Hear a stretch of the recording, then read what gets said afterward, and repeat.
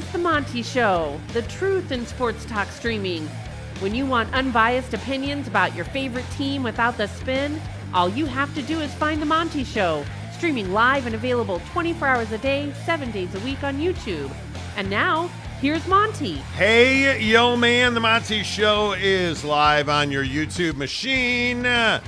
Hope you are spectacularly well on this Tuesday. The Monty Show is always presented by The Advocates. TheAdvocates.com, the best injury attorneys in the business.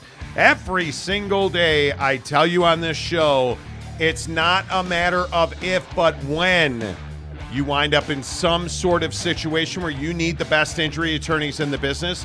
Did you get hurt at work today? They absolutely are the injury at work experts. Hook it up, theadvocates.com, where you never pay to talk to one of the best injury attorneys in the business. In fact, you never reach into your pocket to work with the Advocates. You don't pay the Advocates unless and until they win your case at theadvocates.com. A lot of college football news today, a lot of NFL news today. We'll have NFL locks for you. Tyler Shuck officially out for the year at Texas Tech. And I never root for somebody's injury. We are certainly not doing that here. But this may be the best of a bad situation. With Tyler Shuck today announcing, Texas Tech announcing that he has a broken leg that he had surgery on that will keep Tyler Shuck out for the remainder of the regular season. Have we seen the last of Tyler Shuck at Texas Tech? That remains to be seen. I think that is a huge story today. I don't think there is any doubt that the status quo of the 2024 college football playoff is a big, big story. And one, frankly, I'll be honest with you, I don't understand and I don't agree with it. We've talked a lot about the structure of the college football playoff on this show. The powers that be have essentially agreed to leave it as is, which means you will still have a 12-team playoff. You will still have the sixth highest ranked college conference champions in, and then 6 at-large bids. And what this tells you is the College Football Playoff Committee did not want to do the heavy lifting that was required in a very short space in time to do the right thing, which is making sure that the top 12 teams in the country play for the championship of college football. It is incredibly disappointing. But, Jake, was this the right thing to do to leave it as is for another year? Yeah, I mean, I think what's difficult is, to your point, like there was a lot of heavy lifting, but I have to agree, like we're just left in this scenario with this solution, leaving it the way it is for another year. We're left to see more mediocrity in the college football playoff. And when I say more mediocrity, what I mean is a bunch of these top-end teams getting a free pass on their schedule. So instead of saying, hey, we're going to change the model to, the 5-7 setup that everyone always references, or we're going to change it to this new setup that basically is going to prioritize strength of schedule. I don't care who your name is or what you did last year or who your coach is or what your roster looks like. We're going to measure your strength of schedule. And so if you were to do that, the Big Ten would have some problems, right? The ACC would have some problems. And I think we find ourselves in sort of this gray area with scheduling because, again, if we go strength of schedule, a G5 can make a really strong case that, hey, we played a really difficult schedule, the most difficult schedule that we could play. But when you take that, again, I always reference, a San Diego State. When you take San Diego State's schedule, let's say they played the best that they could, and you compare that to an SEC schedule. The SEC schedule, while very easy for Georgia, is still a better schedule than the hardest G5 schedule out there. And that's the problem in college football right now. So I look at the playoff setup, and we stay in the 6-6 format.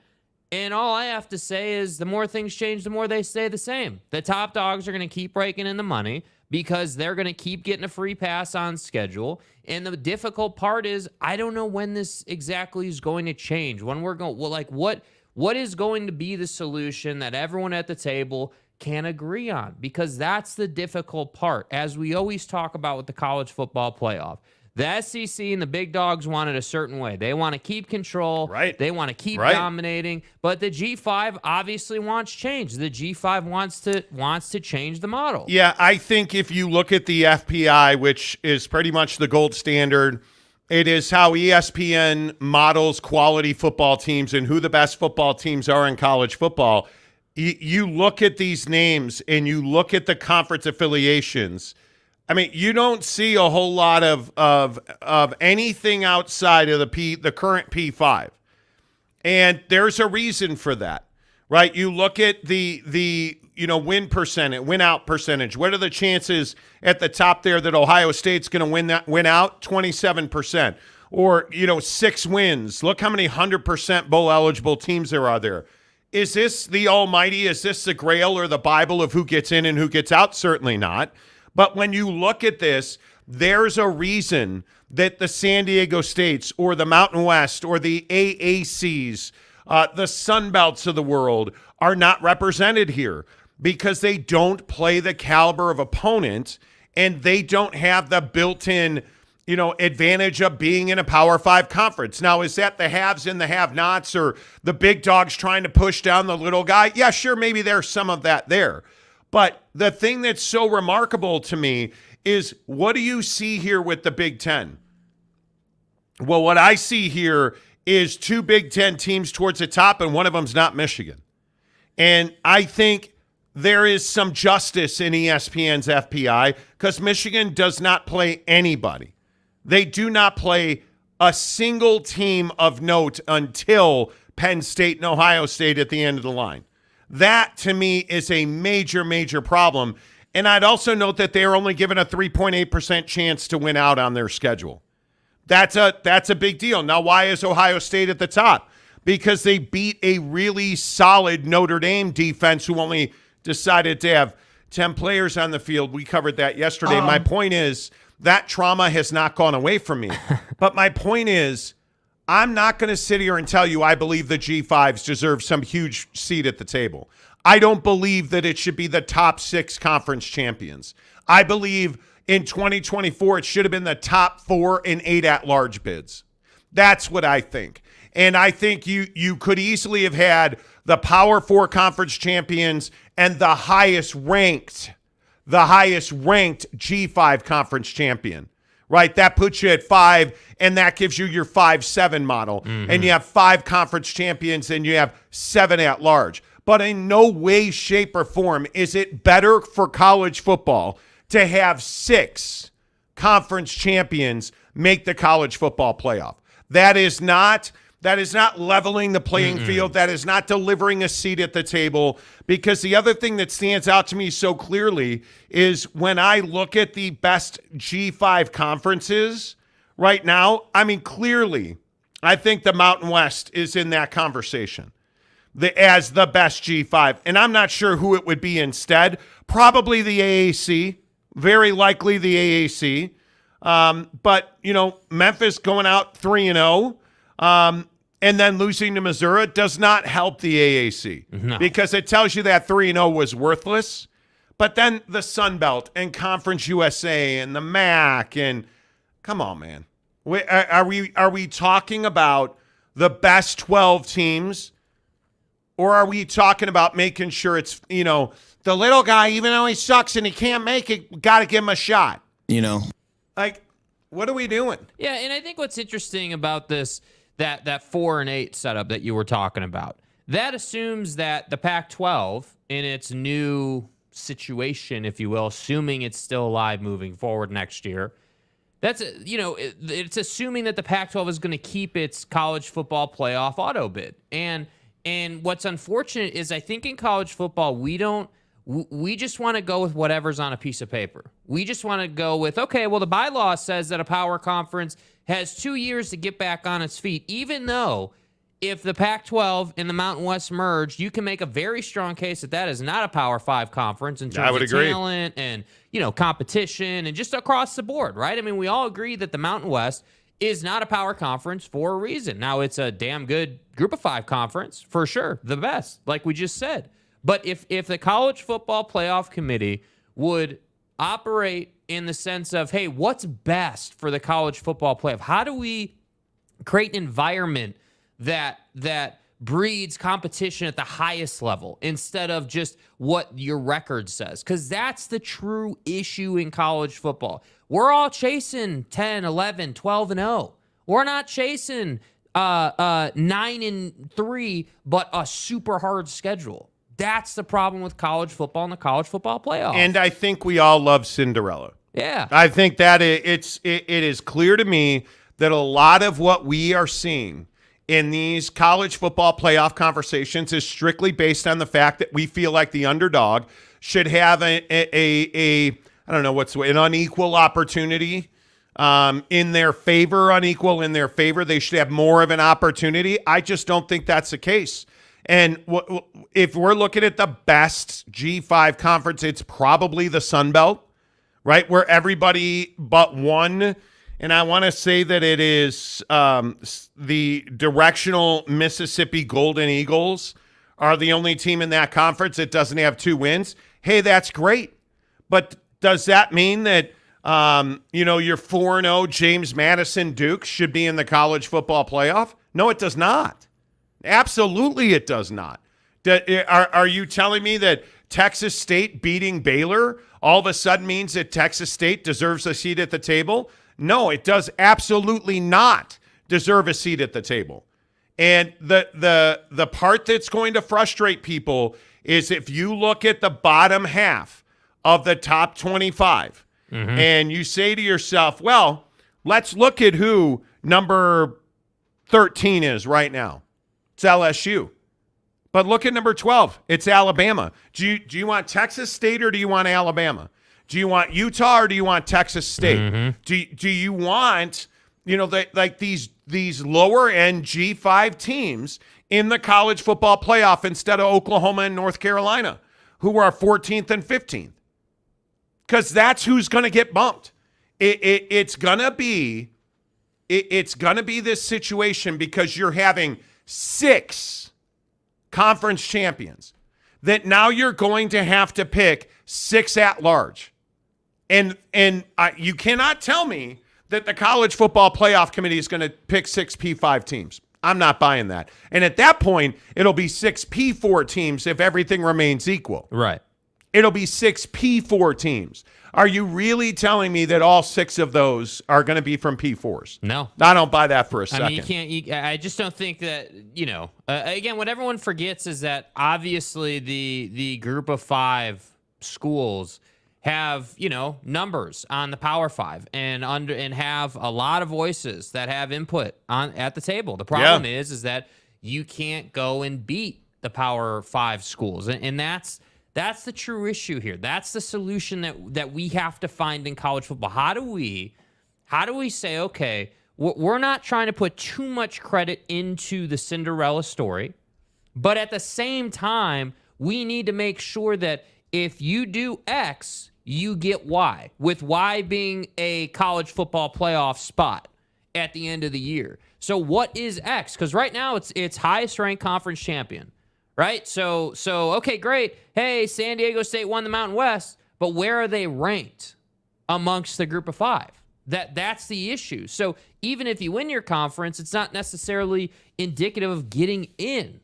So that's what I'm saying is we need to prioritize making difficult schedules. We need to find a way to say, okay, Nick Saban, okay, Kirby, okay, Jim Harbaugh, right? Ryan Day. Yeah. Hey, how are we going to put together a schedule that's a lot more difficult? Now, the good news is the Big Ten's about to get a lot better, right? The good news is that the Big Ten is about to add 2 teams that make the schedule much deeper, that make the conference a lot more competitive. But who's going to pay the price for the seat at the table the G5 is going to get? Is it going to be Washington, Oregon, USC? Is it going to be UCLA?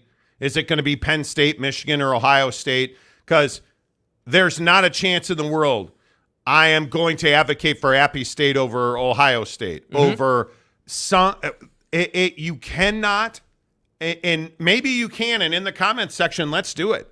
I don't believe that there is a case to be made that a more compelling matchup exists between a G5 and a G5 for the national championship. Well, no, and I think the person that sacrifices, or the school, not the person, like the university that sacrifices, is the less relevant, low-end top 25 team. That's who I think is going to pay the price. A team that could say, hey, we deserve a spot, but the committee disagrees because you have a little bit smaller of a following. Because, of course, hey, it's UNC versus Ohio State to get in, let's say. Well, Ohio State's getting the nod. Ohio State's got a bigger following in football. Ohio State's a better brand in football. Ohio State's been in the college football playoff Ohio before. State has more talented, well-developed players who have played in bigger games of consequence than any G5. It's this year why I believe Georgia is one of the most overrated teams in the country. Yeah. They have struggled against what is a pathetically weak schedule, yet they're going to be pushed and pushed. It's why Michigan in the AP top 25 continues to get the benefit of the doubt as the number 2 team in the country over Texas, who's got wins at Baylor, who's got wins over Alabama at Alabama, but yet Michigan is ranked ahead of Texas because we have to have the nameplate. So during the season, we want the nameplate, like in the AP poll. But then we get to the point where we need to decide who the champion of college football is, and we don't want the nameplate anymore. We don't want the teams with the best players. We don't want the teams with the fastest, strongest, more advanced player who are clearly a cut above a lot of G5 teams. We don't want them to have extra access. We want Cinderella to have extra access, even though no G5 in recent memory, and I'm talking about you, Cincinnati, has been able to produce in the college football playoff since the college football playoff was instituted. Yeah. You just don't see it because it's very difficult to do. You get on the field against the big boys, the blue bloods, the Alabamas, the Georgias, the LSUs, the Oklahomas, the Texas, and I think Texas is probably no better example of this year than Texas. They're bigger, faster, and more well-coached than you are. Yeah. And it almost doesn't matter what conference you play in. They're better than you are. Texas loses a game. Let's get crazy and say Texas loses 2 games. They're ranked 10th. And you're telling me that there's a case to be made that the Sun Belt champion should get in before Texas. It's what are you talking about, man? ridiculous to me. Yeah. It's absolutely ridiculous to me. And that's why I say, I think the Cinderella story vibes from bracketology and the basketball tournament Oh, my God. need to stay in the basketball tournament. Because, again, basketball and football are 2 different sports. Football is a physical game. The bigger man is typically going to win. And so when you get little guy when you get David versus Goliath in football, Goliath is stomping David. David can't beat them with X's and O's the way you can in basketball. To stop comparing college football and college basketball. Yeah. They are completely different. They could not be more different if we tried. It's just such a bad comparison. Cinderella in the NCAA tournament is what everybody wants because on a night in and night out basis in college basketball, there is talent and there is better coaching in the G5s than there is in the P5s on a regular basis. That does not happen in football. No, it does not, because the best, most talented, physically gifted players are all at the P5 level. And by the way, the national championship of college basketball didn't exactly do great on TV. So when we talk about little guy playing big guy in the national championship game of whatever sport, in football, we want the big game. We wanted Tom Brady and Aaron Rodgers. We wanted Joe Burrow and LSU, right? We wanted Smoke and Joe after that game.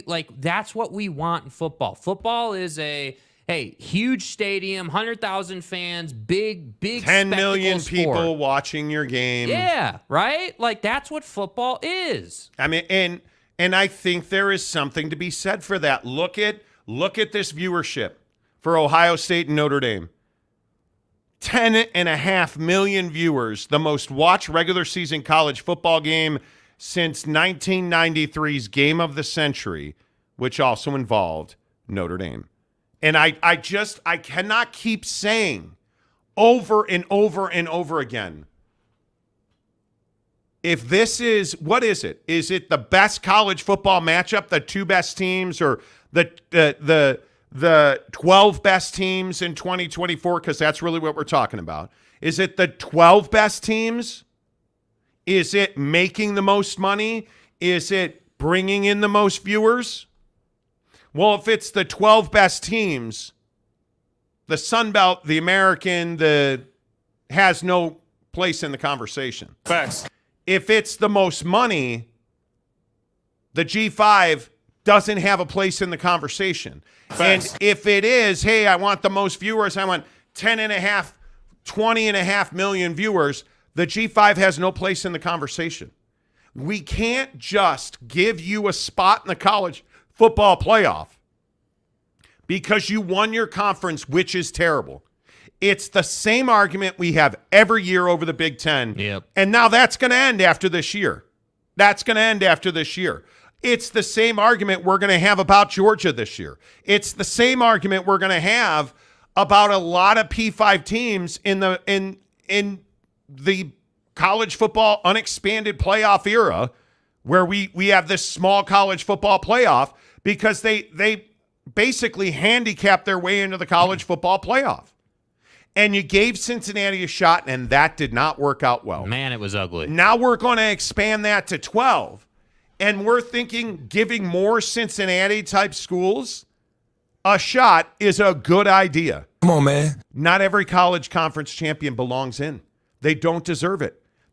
Frankly, it's not fair to them to have them go up against the Ohio States, the Alabamas, the Georgias, the Clemsons, the Florida States.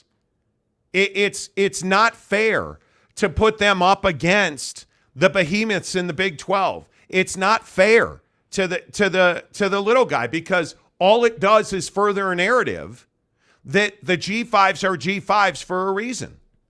And again, I'm all for a G5 conference championship playoff thing. Knock yourself out. It's not disrespectful to the G5. It's the reality of the situation. Yeah. You're trying to have it, and we can just keep going on and on.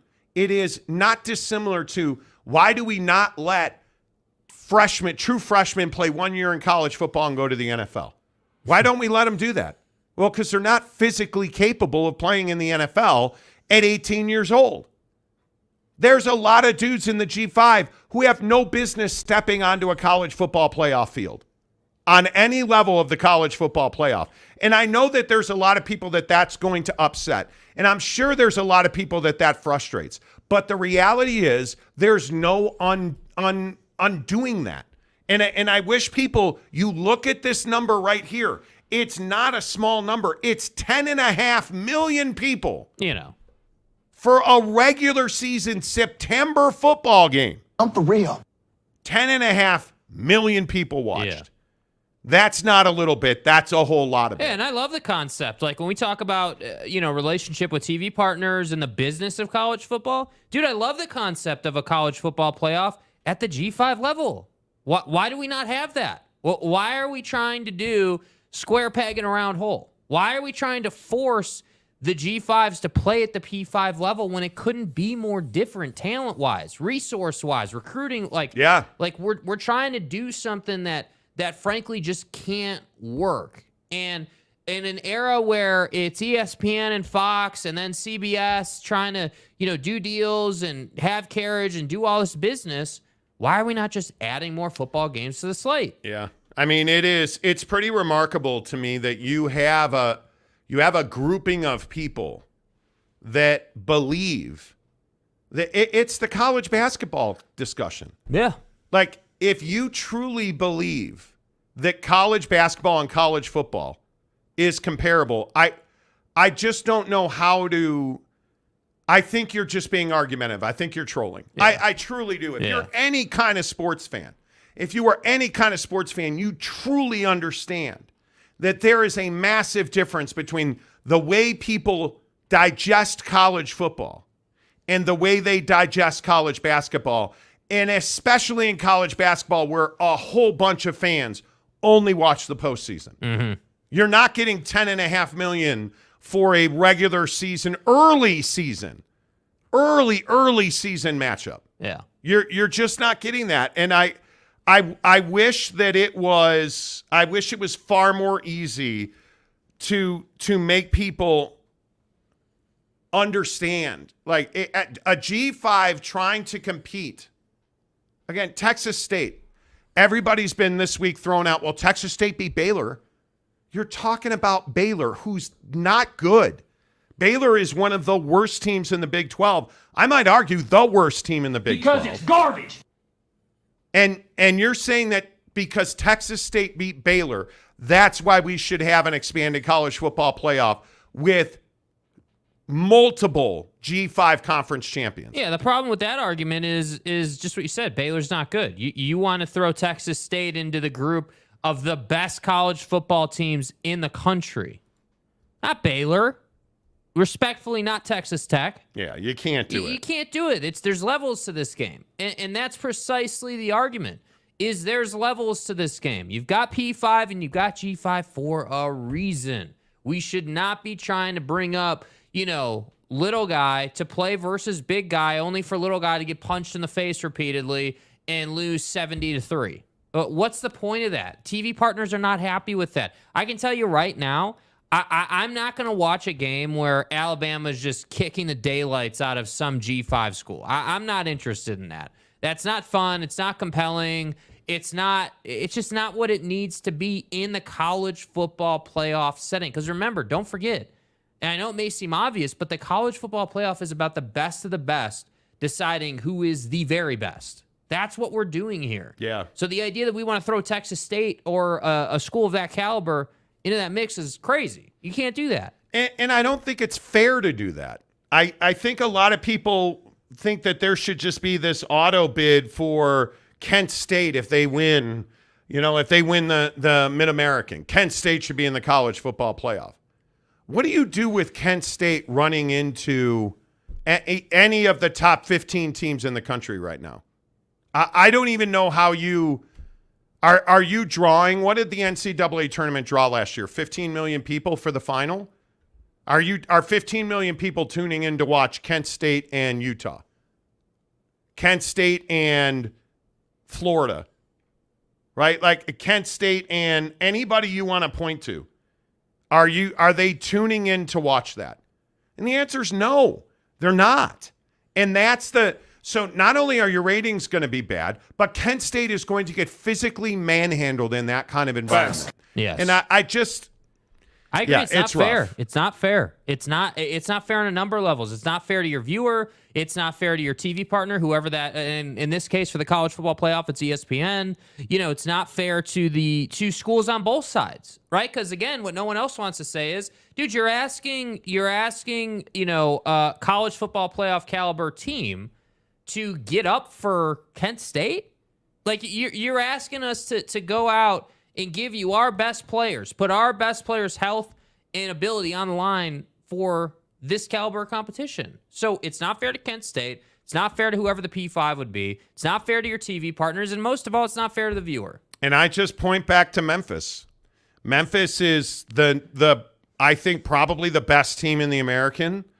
And they're 3-1. They beat Bethune Cookman, Arkansas State, Navy, and they lost to Missouri, the best team they saw. So I understand it's a philosophical discussion. It just is one of those things where I think you have to find your way to where you believe and where you come down on it. Yeah. It's just one of those things that you cannot, in my opinion, and this is just my opinion, I don't think you can ask G5s to end in that fashion. Yeah. I think they deserve better. I do believe the G5 should have a playoff, and whoever wins the G5, sure, you want to have them go on and, okay, maybe I could even see that, but I can't believe we're going to put the Kent States in that kind of situation. I just can't. I just can't see that. I cannot see it. All right, enough of us, more of you. Where do you guys come down on this? I am certain that there are Cinderella supporters in the viewership today, as there always is, and I'm going to hope that you've had your buckshot today. Buckedup, buckedup.com. The best product, in my opinion, that we use from Bucked Up every single day is Buckshot. I have been on the Blue Raz run lately. Yeah. I'm a huge fan of the watermelon and the Blue Raz. And the thing I love about Buckshot is it's 200 milligrams of caffeine, and it just gives you a nice little lift. You don't even really notice it physically, so you don't get spikes or you don't get, like these crashes. It just is nice. It feels good. You gain that clarity mentally. And I think the best example is like a pivot table or an Excel spreadsheet or a report or a big meeting that you have at 4 o'clock, but you're crashing because it's at the end of the day. No need to do that. About a half hour before, hit a Buckshot. It is that simple. You feel good. They taste good. And what I always tell you about Bucked Up makes good products with good ingredients that do exactly what they say they're going to do. I use their creatine. I use their whey protein. I use their collagen peptides. I use their Buckshot, their energy drink. It does exactly what it says it's going to do. So get your Buckshot today. Buckedup.com. Use the promo code Monty20. And see, U.S. Mail says or just have a cup of coffee. Completely wrong. And this is the thing that a lot of people don't understand. Caffeine is not created equally. Yeah. The way it's delivered and the way that your body processes the combinations of ingredients that you put into your system, that's what makes it different. And when you have Buckshot that's got a bunch of brain food in it and caffeine, and it gives you that mental edge, you're never going to feel a crash. Like you pound a bunch of coffee and you feel a crash or you feel a spike or, hey, that better be stronger. Or God forbid, let me put a bunch of sugar and creamer and no, man, you don't need to do that. Get yourself Buckshot and you can avoid that afternoon cup of coffee to just get you through. And by the way, I don't need to do a bunch of stuff to the coffee maker to take this. I don't need another cup. I don't need, some paper filter, dude. This is right here, right now. Open it up and drink it, and you're done with it, and it works. Yep. Let's not forget efficiency. All right. Who's in the comments section today? Anthony gets the first win in for $2. Sunbelt will backfill the Pac-12's Power 5 spot. Right. I doubt that. I think if you look at I think there's a case to be made that the Sun Belt is having the best season, but there's not going to be a backfill of a Power 5 spot. Yeah. One, I think we really just don't know what's going on with the Pac-12 at this point and what Oregon State and Washington State and the Mountain West wind up doing, how that court battle turns out. Like, I think there's so much to be determined. But you look at all of the, whether it's the Mountain, you can go to the Sun Belt and the Georgia Southerns, the Appy States, the Arkansas State, Texas State. And again, every team in that conference except Directional Alabama and Southern Mississippi have 2 wins. They're off to a really good start. No doubt about that. But it doesn't, like you look, again, Texas State probably has one of the best wins where they beat Baylor, Jackson State, and Nevada, and you lose to UTSA. So you're off to a good start there. Yeah. Right? But you look at James Madison, who's 4-0. James Madison's beaten Bucknell, Virginia, Troy, and Utah State. Those are, you look at that schedule like, wow, they beat Virginia. Virginia's not very good. It's, right? by their Utah standard, State's not very good. That's not a bad schedule, but it's not some ridiculous schedule. It's not, it's just not. No, and I don't think it's indicative of the fact that they belong in the college football playoff. Yeah. We're going to get it. There's no denying it. You're going to get the 6 highest ranked conference champions.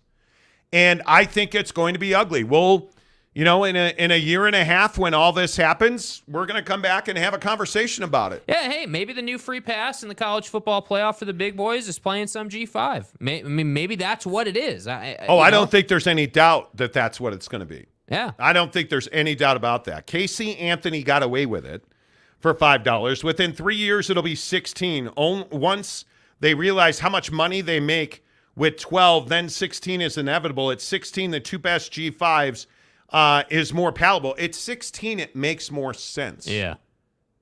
But the bigger issue becomes, Yes, you will make more money because you'll have more games on television. But the real money is in, and again, and I'm probably wrong, and somebody will probably try to roast me for it, but I want to say that the NCAA tournament final was 14 million viewers. The college football playoff final was over 20 million viewers. So if we're at 20 million for the national championship of college football, think about in a larger format where you have bigger names. My guess is you're going to get more 20 million viewer games. You're going to get that on a regular basis. Yeah, is what I would guess. So I think that's where it's going to be interesting. How greedy do the P5s get? How greedy does the NCAA get? How greedy do the TV partners get? And how loud do they get about, and just because it's on the tip of my tongue, Kent State getting into the college football playoff? Yeah. When you could have had Alabama, when you could have had Ole Miss, when you could have had a bigger brand from a P4 that would have brought you a larger television audience. Well, and I think if you're the college football playoff committee, I think you need to be comparing the college football playoff in structure and in direction to, a professional sport playoff model. You need to get to a place where it's okay to have big boy versus crap team in the first round, right? Like we get that in the NBA all the time. We get irrelevant playoff series in round one all the time. Nobody cares. We'll see you next round. That's all the time. But for the college football playoff, that's fine because you get to check the G5 box and then we get to move along to the actual college football playoff. So that's what I'm saying. Like, I agree. 16 makes a lot more sense, but for now we're at 12. So they need to figure out how to make that work. It's a very interesting debate because it's 100% on our level. It's 100% opinion. Yeah. We're not right. You're not wrong. I just think the mindsets, and I think a lot of it is depending on who your team is, right? Who your school is. Mine's Notre Dame.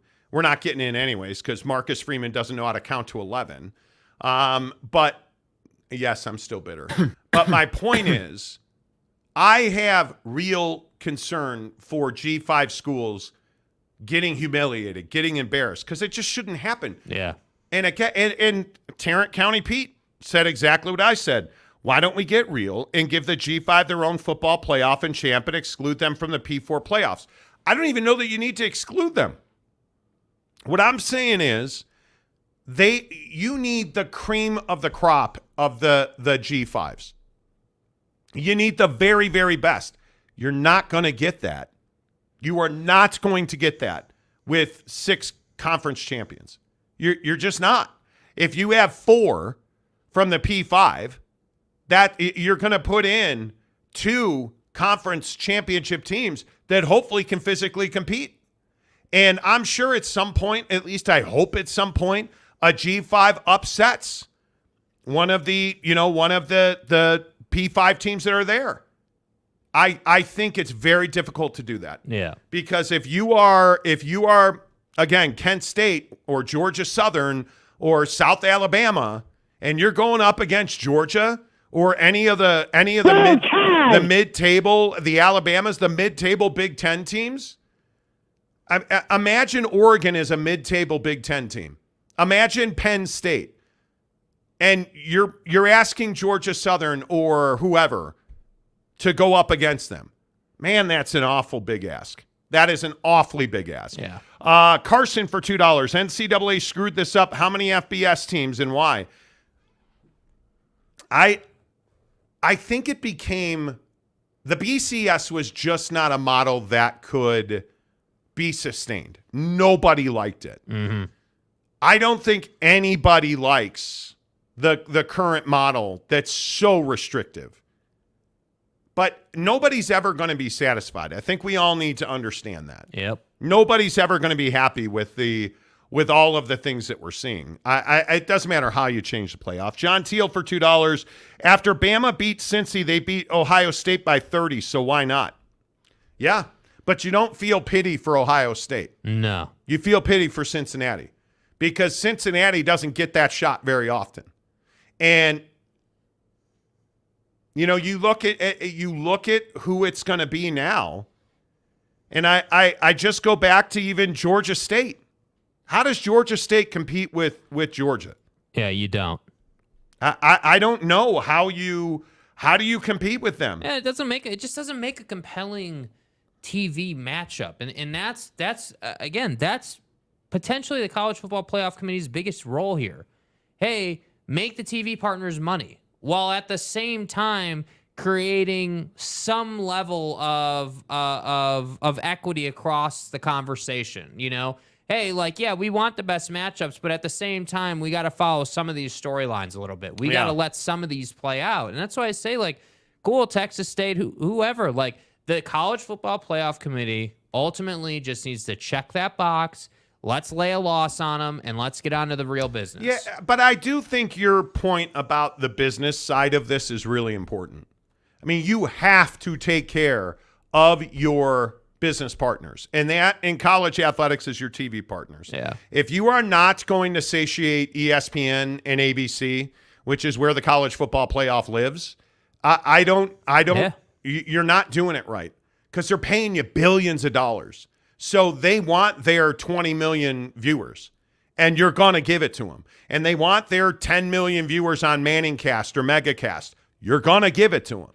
And it's why Nick Saban's on Pat McAfee's show every Thursday, because you're going to give it to him. You have to make sure that the people who pay your bills are happy. Because if they're not happy, where are you going to end up? 100%. I think it makes all the sense in the world. But you watch Bama beat Ohio State by 30 points, 52-24. But at that point, you got beat. Yeah, and as a P5 beat you down. Yeah, and at that point, it's okay because then the TV networks can say, yeah, well, Bama was just better. Huge TV audience, though. Yeah, Bama just kicked the living hell out of Ohio State. And by the way, again, I'm just going to keep saying this.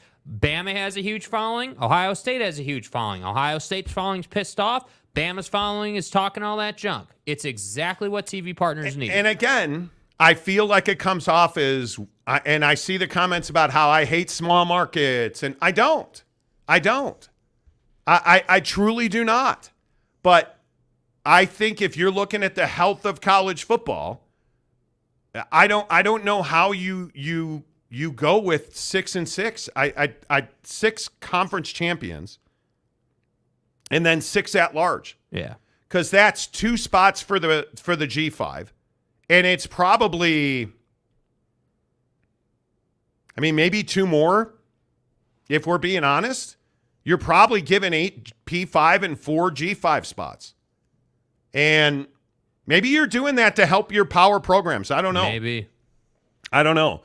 Hans Stoley says G5 playoff champ versus FCS champion would be cool. And people will watch. Yep. It's a TV product. Yeah. Harry Austin, who's been a member for 3 months. Thank you, Harry.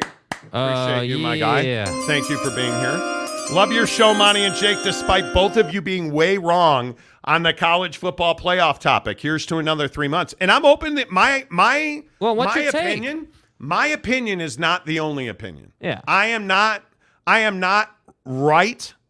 I'm just convicted in my opinion. I believe in it, and I think it's one of those things that, you can't just, yeah. And Harry, what's your take? That's what the show's about, right? Okay, I'm cool if you disagree. I have no issue if you disagree. I just want to know what your take is. Where do you want? And that's really the conversation I think we're trying to have here. Is what's the direction of the college football playoff? Where is it going? Because that to me is the one thing in college football, despite realignment / expansion, that you can't mess up. You can't mess the college football playoff up. It needs to be nails every single year because it drives the college football playoff economy, in my opinion. It is what everyone's trying to be. It is the measuring stick. So if you can get it right, I think it just, stokes that fire. But if you get it wrong, that's really going to hurt things. Yeah, I'm interested to see exactly how it all shakes out. I'm really interested to see what fan sentiment is, because that's all I really think is what, as useless as we are when decisions are made, fans do matter on some level because we drive the narratives. Right. We drive the talking points. So I think it'll be interesting to see where fans come down on it, because I honestly don't know what the garden variety fan thinks. Count to 11. MF are used to play for Spinal Tap, dude. Marcus Freeman's mistake, and he's gotten largely a free pass. It's remarkable to me. Marcus Freeman. Do you guys see? I'm sure everybody knows, but Notre Dame and Ohio State. It is third and essentially 2 plays left, fourth quarter. Marcus Freeman's out of timeouts. He's got 10 men on the field for the last 2 plays of the game. And Ohio State scored by 3 inches. That's what they're saying was the margin of victory. The ball crossed the line by 3 inches. And where was that 11th man supposed to be? On the defensive line. And Marcus Freeman in his Monday presser said, yeah, I knew both plays that we had 10 men. But what was I supposed to do? And then admitted that he didn't have a solution in the moment. Because he couldn't call timeout, didn't have one. But here's my point. You're asking your guys on, September, what would that have been? 23rd, excuse me. Your coaching staff didn't have that play ready? It tells me you're not prepared. You didn't practice that. How? Yeah. And now you've put in a hand signal for your defensive lineman to jump offside. Oh. I don't dislike Marcus Freeman. Frankly, they're having a better year than I thought they would. Every coach does that in spring ball. Yeah. It's one of the basic installs is your final 2 minutes. And on the defense, I can tell you, dude, go up to Utah and watch Morgan Scalley prepare his team for down and distance situations with the game on the line. Yeah, you can't have 10 men on the field. And you do, you have to have that hand signal to jump offside is in everybody's playbook. Well, and I saw a lot of people saying, it was a goal line situation, and there was a lot of – it doesn't matter. It doesn't matter. Dude, it doesn't matter if Ohio State was trying to run for a first down or trying to punch it in the end zone, dude. It's inexcusable with the game on the line or at any point in the game to have 10 men on the field and not have a solution for it in the moment. And by the way, if it was just one play, okay, I understand there was nothing you could do about it. Still should have had a hand signal, still should have had a solution, but there was nothing you could do about it at that time. But 2 plays, that's where you run into trouble, dude. Yeah, I totally agree. John Teal says, how about G5 champ moves up, P5 last kicked out? We're not ready for relegation. No. And the college football playoff certainly is not the proving ground. Monty Musgrove gives us $2. Wow. Monty, nice to meet you. Love the name, friend. Hero 75 for $10. Don't know if it will work, but letting 2 of the G5 conference champions in automatically only if they reach into the top 20 or 25 ranking at least. No cupcakes in the playoffs, please. And that's what I'm saying. Yeah. I think that the college football playoff should be decided with the best 12 teams in the country. Period. And if there's a G5 that people truly believe is one of the 12 best teams in the country, okay, I'm here for it. Prove it with a vote. But prove it. Yeah, I don't know how you prove it. It's a situation with no solution. Yeah. John Teal, 2 G5 teams only. If they die, they die. If I die, I die. What now? Let me tell you what now. Casey Anthony what do I say? Casey Anthony? That seems weird. Casey? That seems weird. Casey Anthony got away with it. Tarrant County SMU boy is the WNBA of the chat. Oh, boy.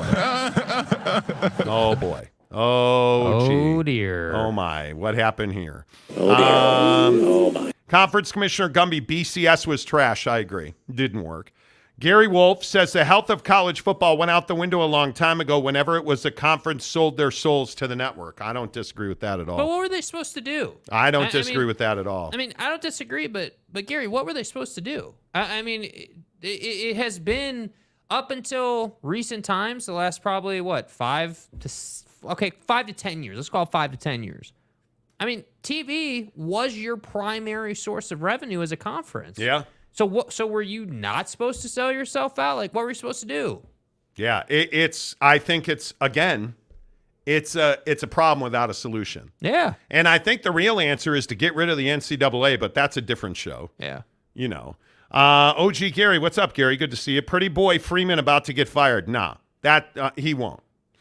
Joey B says Notre Dame, our mother, choke job. Absolutely. Choke job. Hundo P, man.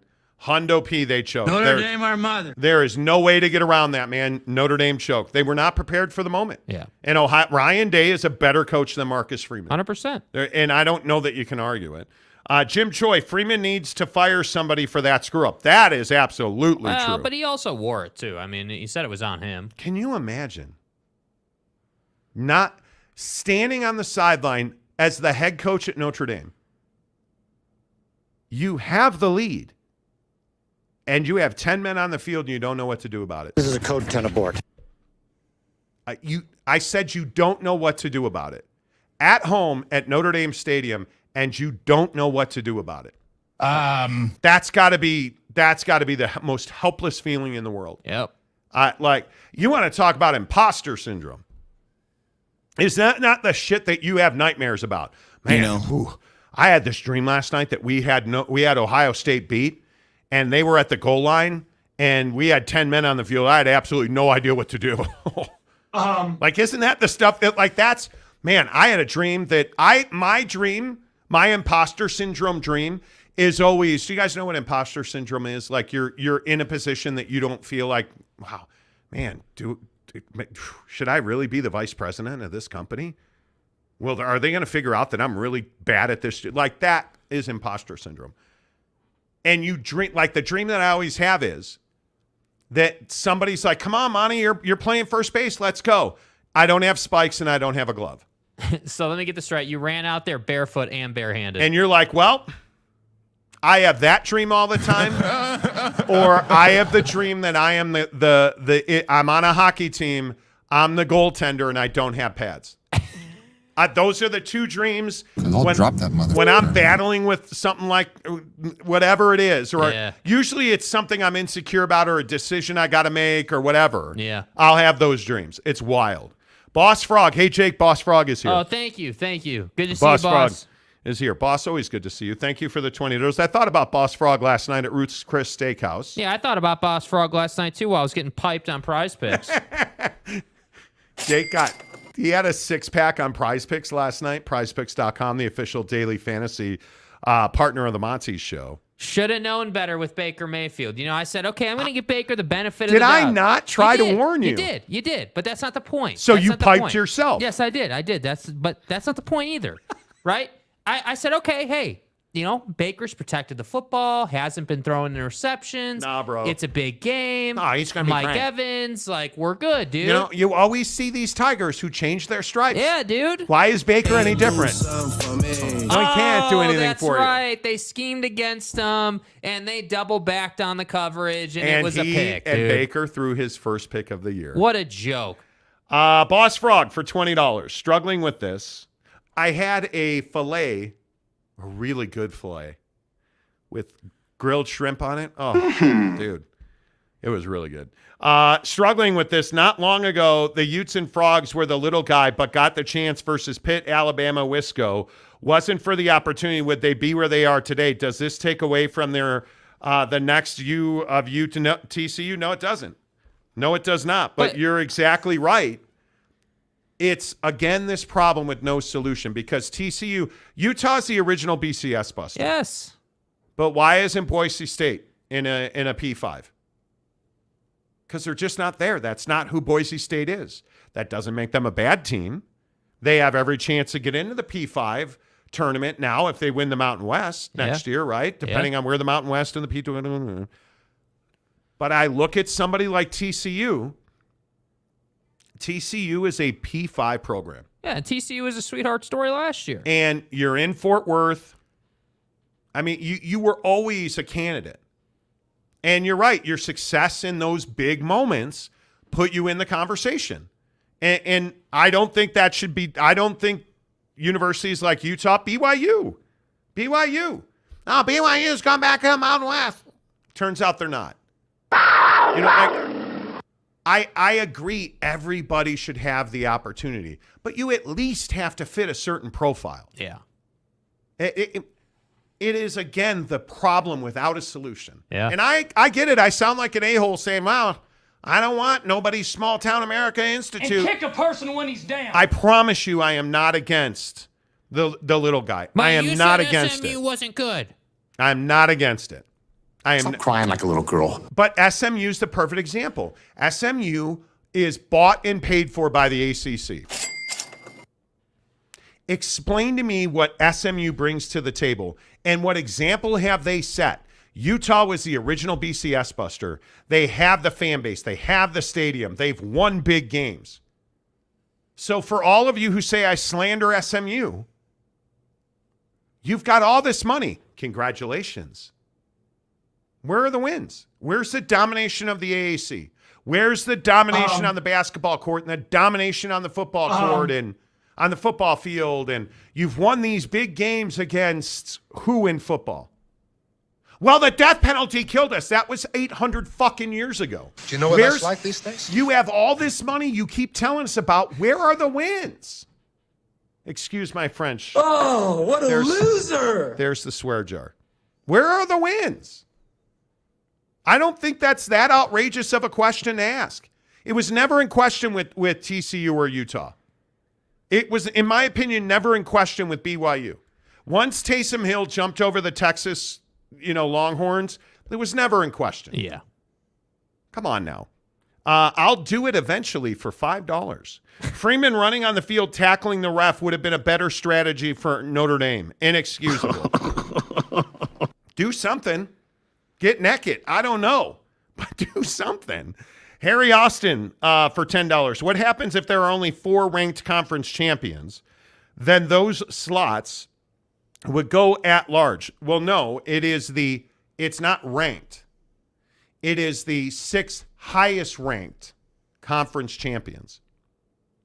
Now, the P4, your conference champion is always going to be highly ranked. Yeah. And then you're going to put 2 spots. Now, again, I'm assuming that the Pac-12, Mountain West, whatever that baby winds up looking like, I am assuming that they may not be a P5. That's why I'm like 4 P4s, 2 G5s. Roll with me on that. Yeah. Your 2 highest ranked G5 champions are getting in, whether they're ranked 130th or 116th. They're the 2 highest ranked G6 or G5. They're getting in. Excellent strategy, sir. Then those slots would go at large. My solution is G5 playoffs, P4 playoffs. But till that happens, G5 deserves a shot. Deserves is loosely used. Why do they deserve it? Yeah. I know what you mean. I don't disagree with you. I understand the premise, but I'm not going to sit here and agree that they deserve a shot. Okay, you deserve what you've earned, especially in football. Again, get the hell out of here with basketball because basketball's a different thing, right? But in football, you deserve what you've earned, and you haven't earned the respect when you're in a G5 conference playing a G5 schedule. There's no way for us to be like, yeah, wow, man, that Mountain West schedule. And on the flip side of that, there's no way for them to earn it. Exactly. That's a precise problem. And so that's why I love the concept of individual playoffs. Hey, you've got the lower end here, the higher end here. You've got, for all you basketball homers out there, you've got the big boy tournament, and then you've got the NIT. But isn't this the ultimate G5 no-win situation? Okay, you need, if you are... Pick your favorite G5 team. That G5 team needs to schedule P5 opponents. Yeah, they need to play for the pro rata they deserve, right? Right? But here's the problem. If you're a G5, don't you want P5s playing more P5s because it gives you a better opportunity at the end of the year? Here's the game plan. It is the solution creates more problems and makes your life much more difficult. That's why I say, and everyone thought it was funny when I said it, how does the G5 want to get their ass beat? How do you want to do it? You want the P5s to play more P5 games and then you get more slots and you lose even more? Or you want to make it harder? It's not even that. If the P5 plays 10 P5 games, leaves 2 slots. So now they don't play 4 G5s, right? Like I think Georgia's playing 12 G5 teams this year. I'm being an exaggerator. But you know what I mean. Like you're Yeah. playing right now, you can play 8 conference games Yeah. and 4 non-cons. And a lot of those non-cons are G5s. Yeah. Well, okay, if the G5 want to make the P5's life more difficult and try to open up more slots for itself, you guys need to play 10 conference games, 10 P5 games. Okay, well, that just knocked out a whole lot of opportunities for Out of here. Texas Southern or your mom's Southern Technical Directional Institute. to beat Baylor. Think about what if Baylor had to play 10 conference games? Is Baylor playing? Probably not. Well, first of all, Dave's ass would be out of that job much quicker, number one. Wow. Number two, Really? the G5s would have less opportunity, no You're doubt. such a hater. Casey Anthony for $2. Ryan Day is a better coach, but okay, the word of the day from yesterday. Ryan Day is a much better coach, but a much bigger jagoff. That was the word of the show yesterday. Zachary Hardy for $10. Won't happen, but eliminate 1 week of the regular season. Adopt the FCS 2014 model and put all 9 conference champs in, assuming P2 is dead. 15 at large. And I don't see why it can't. And, oh, wow, Brooks Robinson passed away. Do you know who Brooks Robinson is? Yeah, I know that name. The Baseball Hall of Yeah. Famer. 18 All-Star appearances. All 23 years of his career with the Baltimore Orioles. Brooks Robinson dies at the age of 86. A little easier to read on that Apple Watch Ultra over there. Well, yeah, because it's the size of, like, Mexico. Yeah, dude. It's a huge face. Boomer Wop. Hey, Gomer, it's about time you showed up. Well, he's been here. Sources you might have noticed. I know you don't listen to the show. It's fine. Sources indicated Ryan Day beat up Lou Holtz. Okay, Ryan, speaking of fucking ass. the Jagoff reference. Yeah. Ryan Day went after a senile Lou Holtz, who I thought senile. I thought Lou Holtz was dead already. And based on the interview we did on the Pat McAfee show, I think Lou Holtz is dead. I'm Shiva, the god of death. Pretty sure that was a skinwalker wearing Lou Holtz up there, but I could be wrong. Right? My man was old. Bro. Ryan Day going after Lou Holtz. How very Dan Lanning of you. Yeah, seriously. Right? I mean, you're a joke, dude. I understand why Ryan did it. That was a huge moment for Ryan Day. Let's not pull punches. Let's not. But again, these head coaches don't have any semblance of class. But that's not it, though. Well, Understand, Ryan Day is getting a lot of heat for a soft schedule. He's getting a lot of heat for them, frankly, not looking good, not having a quarterback. Do you understand how massive that moment was for Ohio State and Ryan Day? And I know we focus all of our attention on Marcus Freeman needing to take his shoes off to count to 10. I totally get that. And I'm never forgiving you, sir. No.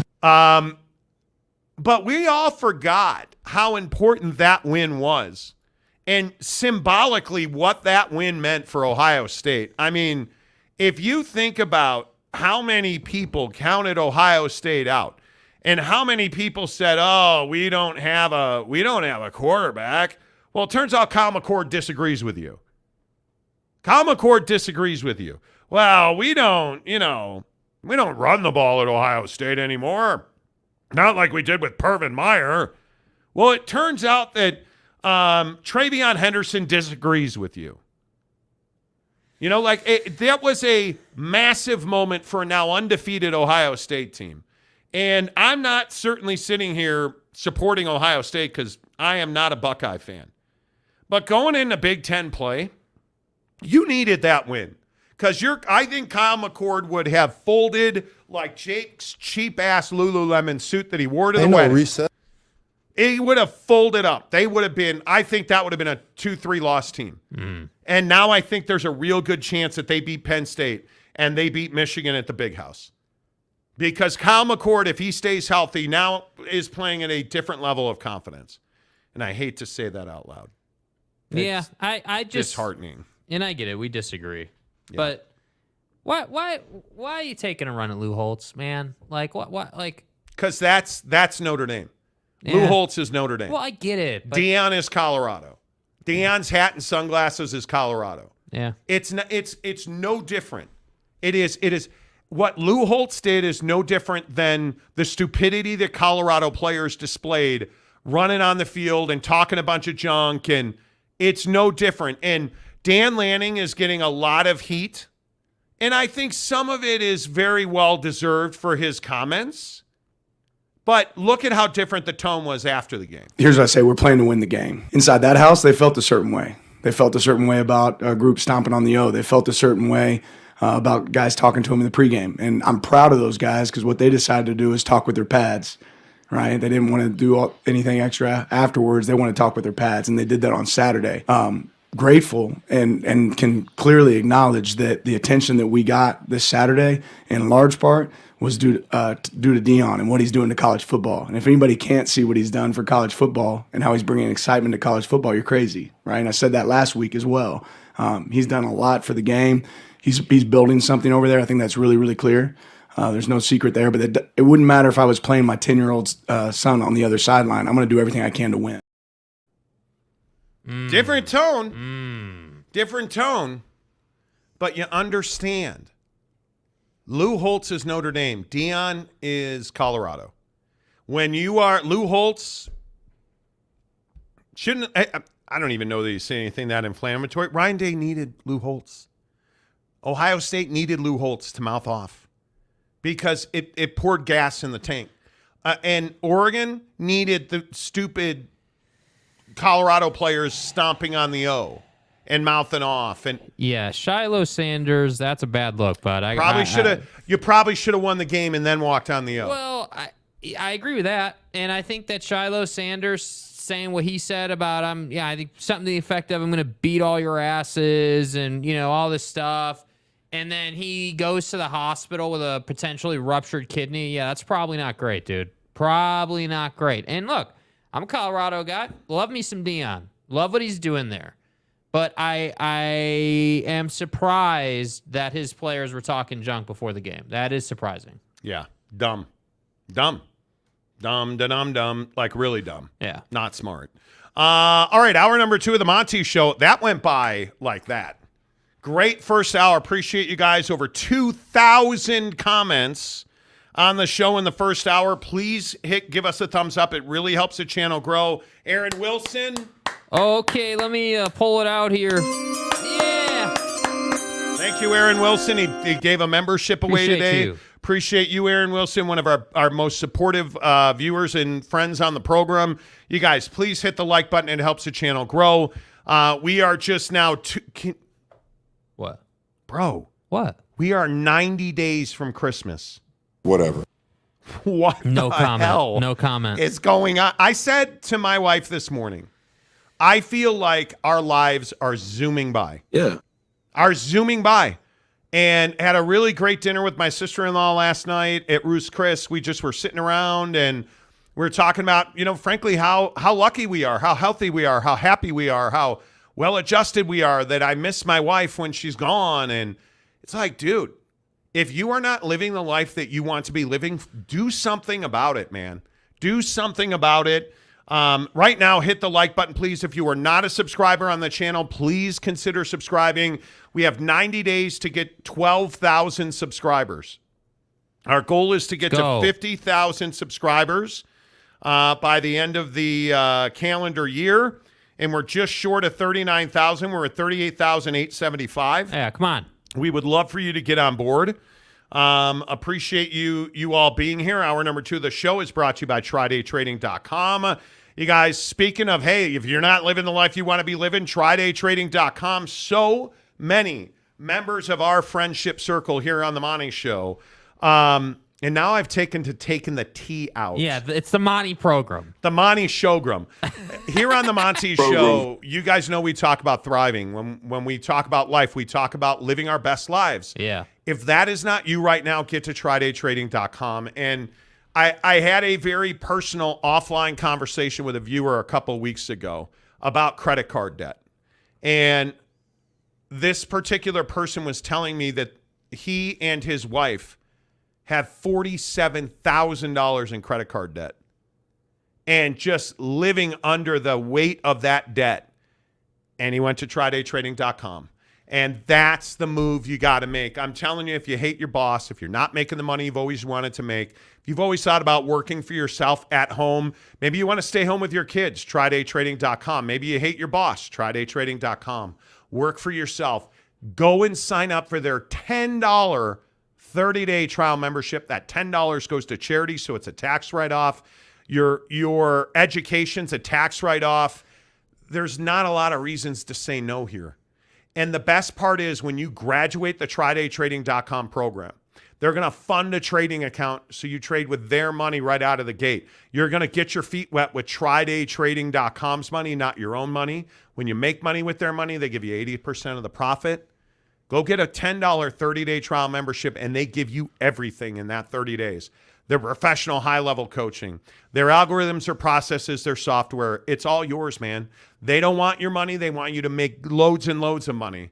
Like their graduates who trade full-time, they make $1,000 a day on average. Their part-time graduates, the one who go through the program and they keep their full-time job, they use Tri-Day trading as a side hustle, $300 to $500 a day.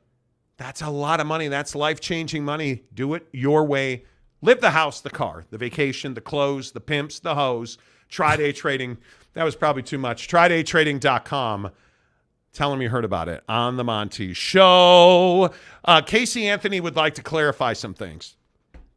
I learned the term jagoff when I lived in Chicago. Oh, okay, dude. What's up, big bro? Well, I'm from Chicago, and trust me when I say the next time somebody calls me a jagoff will not be the first time. Did you just call us a jagoff, dude? Is that what just happened right there? Was that low key? But Casey, you're not wrong. The term, and a lot of people, that's probably harsh to some people's ears. The term jagoff is not, it's everyday slang in Chicago. I'll be honest with you. It is not something that, I mean, the next time somebody's talking about the Bears and they're like, yeah, Mike Ditko's a jagoff. What a jagoff. Or the next time that Justin Fields inevitably takes a sack because he's terrified to make a mistake, and somebody's like, yeah, Justin Fields is a jagoff. And that's how I look at it. That's every day. Monty Musgrove, I don't know why your comment is being retracted. It tells me that your message was retracted. We don't filter or retract comments. And if you guys are being filtered or whatever that looks like, that's YouTube doing that based on what you're putting in that comment. Yeah. Kyle Wilson for $5. No one would care about a G5 playoff. Don't believe me? Who won the FCS last year without looking it up? And would OSU, Washington State be in the college football playoff or a G5 playoff? I don't know. We've heard that there is a lot of activity behind the scenes on this Pac-12, Washington State, Oregon State thing. I would assume that I'd really be surprised if in the next 10 days we didn't get an answer. Pac-10. I mean, if the Pac-12 is going to be a P5 a year from now. They have 2 full calendar years to get back to 8 teams. They're going to do that. It's simply now working through a court system so they can start writing a schedule for their athletic departments. Yeah. It is only a matter of time until the Mountain West and the Pac-12 come together. Yeah. I just don't know what other resolution there is. Yeah. Conference Commissioner Gumby, Pac-10. Pac-10. That's Jed Fish, the head football coach at Arizona. Pac-10. Jeff, whoa. The eye patch says, hey, Kyle Wilson, thumbs up. Jeff Woodworth, football at 50. Who is better at tanking, Bears or Broncos? Bullet. The Bears are, you know what the sad part is? The Bears are not tanking. No. They're actually trying to win, and they just suck. Do you understand that the Bears had the number 1 pick this year? And they traded it. They traded out. And then they traded out again. And now SRT boy in Philly, Jalen Carter is one of the best defensive linemen in the NFL. And again, as always in the NFL, nobody cares that he was all SRT boy. That's the problem with the league. I'm just saying. Gary Wolf. Clark Griswold called the cousin in Phoenix a jagoff because he is. Yeah. Clark Griswold. Man, I love that movie. He has our full respect. Jim Choi, College Football Playoff Committee ain't the NCAA, and nor should it be. The NCAA should be abolished. Yeah. It truly should. The regulations, the rules, it if your inference is the NCAA doesn't have an influence on that, you're crazy. They absolutely have influence on that. Christopher Shannon, what would JC do for the Bears? Jalen Carter? He would make them a much better defensive team. They're terrible defense. Don't even get him started, dude. I mean, the laundry. We could do 3 hours on why the Bears are not a good team. Honestly, don't. Why don't we do college conferences? Which is the best in college football? Because I think this conversation is very interesting as well. I put this graphic up a while ago, but look at the FPI, ESPN's power rankings in college football. Yeah, look at the FPI. Ohio State, remember I said that win was hugely important to them? Ohio State. Now has 100% ratio to get to 6 wins. They're going to win their division 53%. They're going to win the Big Ten 47%. They're going to make the college football playoff, 59% chance to make the college football playoff. Yeah. And there ain't another one that's close to that. Not close.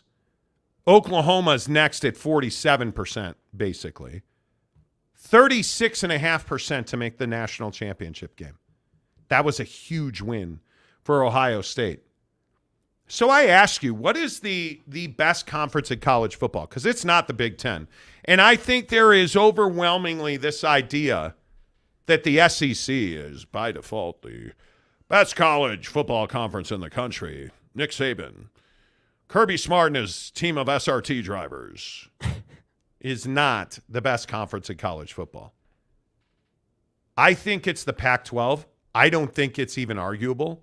I think the Pac-12, when you look at the talent level, the quarterbacks, the defenses, you look at the wins, you look at the way games are being won, you look at the Pac-12 right now, and you go to the dominating performances we've seen out of Oregon this year, with Bo Nix now playing a true dual threat style of offense for Oregon. I look at Penix in Washington. They're very, very good, and nobody's talking about them. SC has been everything you've wanted, except Jake hates their defense. Mm-hmm. But you have probably one of the strongest Heisman Trophy candidates in the conference in Caleb Williams. I mean, the list goes on and on and on. And we haven't even talked about how good Cam Ward at Washington State has been. We have not even talked about the fact that I think Oregon State is going to win a lot of games that's going to piss people off, because I think in a lot of different ways, Jonathan Smith has built a program that was built to last now. Again, will it? I don't know, and I really don't care beyond this year, because I think Oregon State's part of the reason that the Pac-12 is by far the best conference in the country. And I think Arizona is part of the reason that the Pac-12 is one of the best conferences, or excuse me, the best conference in the country. Jake, can you make a compelling argument against that? Yeah, I think the only thing to say against the Pac-12 is college football playoff appearances. That's it. That's literally it. Because at this point, top to bottom, they are the best conference in the country. And I agree, the SEC is top heavy. The Big Ten is top heavy. The ACC simply has one team at this point, and I can make a case they don't have any teams right now after what Florida State did with Clemson. And the Big 12, unfortunately, has several of their mid-tier brands struggling mightily, right? Tech, Okie State, Baylor, staples in the Big 12 struggling. I can even make a case that TCU struggling quite a bit. So, yeah, what's the best conference this year in college football? Well, it's Pac-12. Obviously, it's very straightforward. You've got Oregon, Washington, Utah, SC. Like, you've got a laundry list of teams here that are college football playoff caliber. And then on top of that, yeah, you've got 10-win teams in Oregon State. Like, nobody's going out of their way to watch Oregon State. Yet here we are talking about them being a college football playoff ruiner for teams, a season killer for SC, let's say, or whoever. So, yeah, the Pac-12 is by far the best conference in the land, but I think the tough part is they don't get the recognition they deserve because they haven't been on TV. And that's why your conference is dead. And so, unfortunately, If we're saying just top to bottom, it's the Pac-12. If we're saying winning national championships, there's only one, and it's the SEC. And that's what's difficult about it. Yeah, and I think right now today is the question. I don't think there's even a doubt that it's performances by guys like DJ Uiagalelei or Cam Ward or, again, I look at Arizona. I think Jedd Fish has been very, very, very good in building that program. Now, obviously, Kenny Dillingham's got some work to do, but, it's funny in our group chat today, people were talking about, hey, it's not easy to go to the state of Arizona and win. It's not anymore. I knew today would be shitty. Yeah, Kenny, I know you did. But going to Arizona is not going to be an easy thing. And the thing that bothers you is I look at Stanford. Stanford is 0-2 in the conference. Stanford has one win, and it's Hawaii, and they've lost to USC, Sac State, and Arizona. Now, Arizona was a close win, but again, I give Jedd Fish and the guys at Arizona down in Tucson a lot of credit. Your only loss was in Starkville at Mississippi State, and you have now probably the game of the year, which is sold out, by the way, against Washington. Yeah. That's a game of the year so far because your season's coming to an end. I mean, well, your season ends. Arizona's season's over. They're now just going to scrimmage the rest of the year. Washington at SC, at Washington State, Oregon State. Well, I mean, it was fun while it lasted. You're going to lose to Washington. You're going to lose to SC. You're probably going to lose to Washington State. You're about to lose gonna 4 in a lose row. To Oregon State. You're in danger of losing to UCLA. You're going to beat Colorado, I would guess. You're going to lose to Utah, and you're going to beat ASU. You're going to lose 4 in a row. You're gonna struggle. You're going to struggle to be bowl eligible. No, I think they will give Arizona State a ride. I think Colorado is now facing real injury problems. We'll see. But my point is, top to bottom, look at how good look at how good Utah's defense is. Yeah. It's one of the best defenses in the country. Yeah, Utah is going on the road to the state of Texas and beating teams with their defense. It's a we-fence. If I said to you, what's the most points Utah's given up this year? Would it surprise you to hear 13 in Waco? That's wild. It's a we-fence. That you held UCLA to 7. Now, you only scored 14. But at Oregon State, that might be the first loss of the year for Utah. Now, we'll see what Cam does, and will he play, and we'll see. But their defense is legit, and I want to applaud Washington State football. To be 4-0 and to have beaten Oregon State in a wildly entertaining game, to have beaten Wisconsin on the road, you scored 50 points at Colorado State. Like, this is not a fluke. Yeah. And my guess is they're going to be 6-0 going to Oregon. This is the best conference in the country. Yeah. It truly is. And that Cal Berkeley is 500 right now. Unfortunately, they lost to the two best teams they've seen. But that they're 500. That Washington State's 4-0. That Arizona's 3-1. And Colorado doing what Colorado's done. I mean, how many Heisman candidates are in this conference? Jeez. Caleb Williams, certainly. Bo Nix, certainly. Shedeur Sanders, certainly. Michael Penix Jr., certainly. I mean, that's 4 right there. The Colorado homers are going to throw Shedeur in there still. I'm not, but what's going to happen with Cam Ward? Because Cam Ward's going to have some big games. Yep. Cam Ward's got UCLA, Arizona, then they're at Oregon, and they've got Colorado, and then they finish at Washington. Oh, and if you're in Cam Ward's seat, you know you're going to be playing from behind a lot. So what does that mean? You're throwing the football.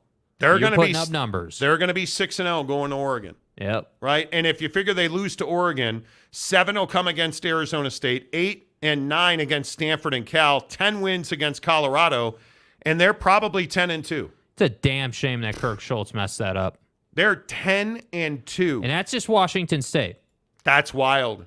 So I don't even think it's close, you guys. I think the Pac-12 is the best conference in the country. Yes. Conference Commissioner Gumby, Cal done slipped on a banana peel last weekend. Cal's not good. No. No. OG Gary, Utah will probably win a close one on Friday. I haven't done a real deep dive on Oregon State yet, but we'll see. DJ Uiagalelei can be schemed. And if you can disguise and scheme him, you'll beat Oregon State. Yeah. Because he has not seen, and obviously this is the master of the obvious, Oregon State's not seen anything that resembles Utah's defense. Right. That not close, haven't seen it. They have not. We clear on that? Utah is so physical up front and so skilled in the back of that defense. Yeah. I just keep talking about Jonah Ellis and Cole Bishop, and nobody wants to listen. And it's why Utah's defense is so dominant, because they're getting after you. They're getting pressure with 4 down and sometimes 3 down in some certain situations. And then they force you to throw it quicker. And then when you do throw it quicker and you feel good about what you did, they're still making a play on the ball. And sometimes that's a pick six. That's the hard part. Kareni Reed playing the way that he's playing right now and he's healthy. You look at, just that secondary, you guys, like, it's so impressive the Teo Johnsons of the world contributing, or, you start to understand pretty quick that they are deep. Sione Vaki is one of the best safeties in the country that nobody knows about. Mm-hmm. And number 29 for the Utes, nobody knows about him. And it's just one of those things that guys like Cole Bishop, number 8 for Utah, nobody knows about him. And he's a dominant performer. Right place, right time, all the time. It's amazing. Mike Smith, Utah versus Oregon State should be a good game. I think a very good game. Yes. Mike Smith is feeling himself with West Virginia, too. Oh, please. It'll be very interesting to see exactly how that game plays out. Here comes Salamini with his. Here we go. Salamini's one of those guys who hates Deion Sanders because Deion Sanders was born. I truly believe that. Yeah. Like, Shedeur Sanders, same number of touchdowns versus Oregon as Portland State quarterback. Who cares? Yeah. Who cares? What does one have to do with the other? What? I really hope that you stand and defend yourself. I don't understand what your boner for the Sanders family is. I truly don't get it. Like, everything that Deion Sanders has done has elevated college football. Dan Lanning himself said that Deion Sanders has done a ton for college football this year. Yet guys like Salamini just want to hate on him. And I'll never understand it. I'll never understand Shiloh or Shedeur. I don't understand their walk over the O. Like, you were going in there on a death march. Yeah. And maybe that's why you did it. They knew they had no chance going into Eugene. You were never going in there with that level of talent and beating Oregon. But does that diminish what Shedeur Sanders has done their first 3 games? Not even a little. Yeah. Does that diminish what Deion's done at Colorado, for Colorado, and with Colorado? Not even a little. Yet guys like Salamini will insult him and talk down about him. And then you'll go on Twitter and make a big deal about it. It's and wild. It's weak wild, sauce, dude. It is just wild to me that people want to go and do that. And it's a precise example of people wanting to focus on the negative instead of focusing on the positive. Yeah. Was it silly for them to go out and do what they did? Yeah, absolutely. That was dumb. Absolutely. You shouldn't have been talking on the field before the game. And frankly, even as a Deion guy, a Deion supporter, I am surprised he allowed his kids to go and do that. I am very surprised by that. I am surprised that there was a lack of class. Salamini, I love Coach Sanders. Stop lying. Yeah, dude, what are you doing? Stop. You don't. You absolutely don't. You absolutely don't. All right. Monty Musgrove gives us $5 more. Thank you. Kyle Wilson. No one would care about a G5 playoff. Don't believe me, who won the FCS last year. Salty Drunk. Monty does not ignore comments, to be clear to all. I get asked this all the time. We have done over almost 3,000 comments today. I cannot possibly read all of our comments. If you pay to comment, I'm going to read your comment. If you are a member of our group and you pay to be a member of our show, I'm going to read your comment. Do I get to all of them? I do not. Because we get We have 40-something paid comments today. Like, it's impossible for me to read every comment. Just checking in that you are still working on your pronunciation, Meteorological Society. Also, Kelsey jersey shirts are sold out thanks to his significant other. Dude. How about Erin Andrews? Erin Andrews, the Fox, I think she's still at Fox. Yeah. Wearing a Taylor Swift t-shirt today, and it's a picture of Taylor Swift in the box at Kansas City. What are we doing? What the hell are we doing? Taylor Swift is a globe onto her own. Like, it's amazing how much reach and how much passion people have for her. I'm not even and saying I'm the here music for it. sucks. I enjoy some of her music. I do. Some of her music is good. I don't enjoy all of it. I'm certainly not obsessed with her. But we are just, in our country, we love the front runner couple. Yes. We love Odell and Kim K. We love Kim K and Kanye. We love Jay-Z and Beyonce. We love it. We just can't get enough of it. And it's amazing to me that every time, whether it takes 15 years or 5 months, they're going to break up and your dream's going to die. And I'm just curious to what you said yesterday on the show, because I thought it was perfectly said. Dude, how long are they going to be together so they can drive sales? Because I don't believe it's anything other than that, dude. I think that this is, we're going to have a little fun. We're gonna lay down together. But ultimately, what everyone wants to point out on Twitter is, hey, look how much growth his jersey sales get. Her Instagram got. His Instagram. That's what it's about, dude. His jersey sales are up 400%. That's what it's about. Yet we get Josh Dobbs, who can't buy his own jersey in the team store. Josh Dobbs today walked into the team store in Arizona. The Arizona Cardinals team store. He's the quarterback for the Cardinals. Not that you would know that. He walked up to the custom print thing. There's a machine that will custom print you a jersey. And he videotaped the whole process, and his name and number were not in there. They do not offer. It's wild. It is wild. But, yeah, meteorological. I'm getting better. Yeah. I'm getting better. Salamini, if I've had Deion Sanders as the spokesperson of my fantasy league for 15 years. Keep making things up about the hate. It's laughable. Bro, you spent how many tweets tweeting at me about how much you hate Deion Sanders and how the negativity towards what he's done. You quite literally on Twitter would not say a good thing about Deion Sanders because they lost to Colorado, lost to Oregon. And didn't you say something to me on Twitter like something like, can we stop calling him the best coach in the country? Nobody has called Deion Sanders the best coach in the country. Nobody. We talked on the show about how he calls Nick Saban his mentor and their conversations they've had on the set at Aflac. But you've had him as your mascot or spokesperson for 15 years. Oh, that's cool. But that's not what your tweets at me say. And I'm okay with it. But just own it. Own the fact that you'll never say anything good about what he's done as a coach. You'll never compliment him about what he's done for college football. You'll never compliment him for what he did for Jackson State. And yeah, weren't you part of the conversation where people were talking about how he bailed on Jackson State and abandoned those kids for a payday? Never mind that there's so much of that narrative that the kids at Jackson State have said, hey, I still talk to him. He still mentors me. He did more for Jackson State facilities alone than had happened at Jackson State in their entire history.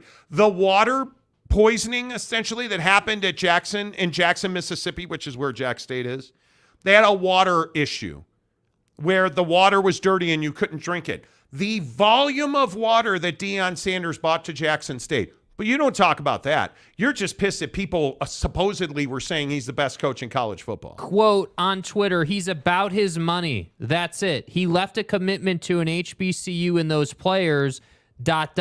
for money and exposure. He even has a song all about it all being about money.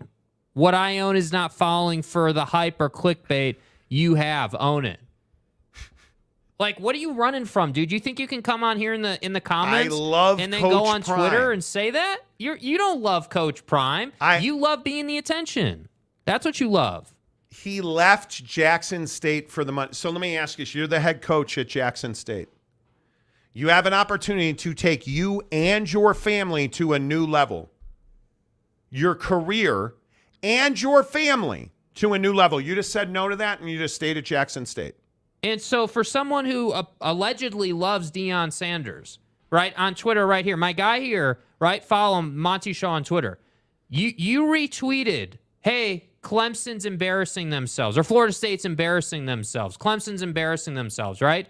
This guy right here comes after you on Twitter and says, can we finally end the Prime is the best coach BS? TCU is not the same team as last year, mid at best. Nebraska is garbage, CSU is garbage, and they needed double overtime and 180 CSU penalty yards to beat them. So don't tell me, don't come in here and be like, yeah, I love Coach Sanders. Get the hell out of here with that. You don't love Coach Sanders. So wait, you love dude. Coach Sanders, but You everybody he's beat sucks. He's a money-grubbing, selfish guy. Like this, and this is what ridiculous. I'm talking about with Deion. I'll never understand it. I'll never understand it. Ever. I'll never understand why we hate on people who are seeing success in their chosen professions that they're passionate about. And not only are they raising their profile, they're raising the fortunes of everybody around them. From Jackson, Mississippi, the water shortage, their facilities, their profile as an HBCU, like making them more money than they've ever made, and they continue to reap that benefit. What he did at Colorado, what he's done for college football, what he's done for his kids at Colorado, and I don't mean just Shiloh and Shador and Jr., his daughters, Travis Hunter, all of the players on his team, and yet we're trying to find ways to say TCU sucks, so Deion's a fraud. Guy, come on. I've just never understood it. Yeah. Salamini, this isn't about Deion hate. Oh, I'm sorry. You just said that he was a money grubber, that he left. He made a decision for money, that he essentially abandoned Jackson State, and he has a song about how it's all about the money. That's not hating on Deion Sanders? That everything he's accomplished at Colorado is because everybody he played sucks? That's not hating on Deion Sanders? And now you want to say it's about the media? No, dude, it's about you hating on Deion.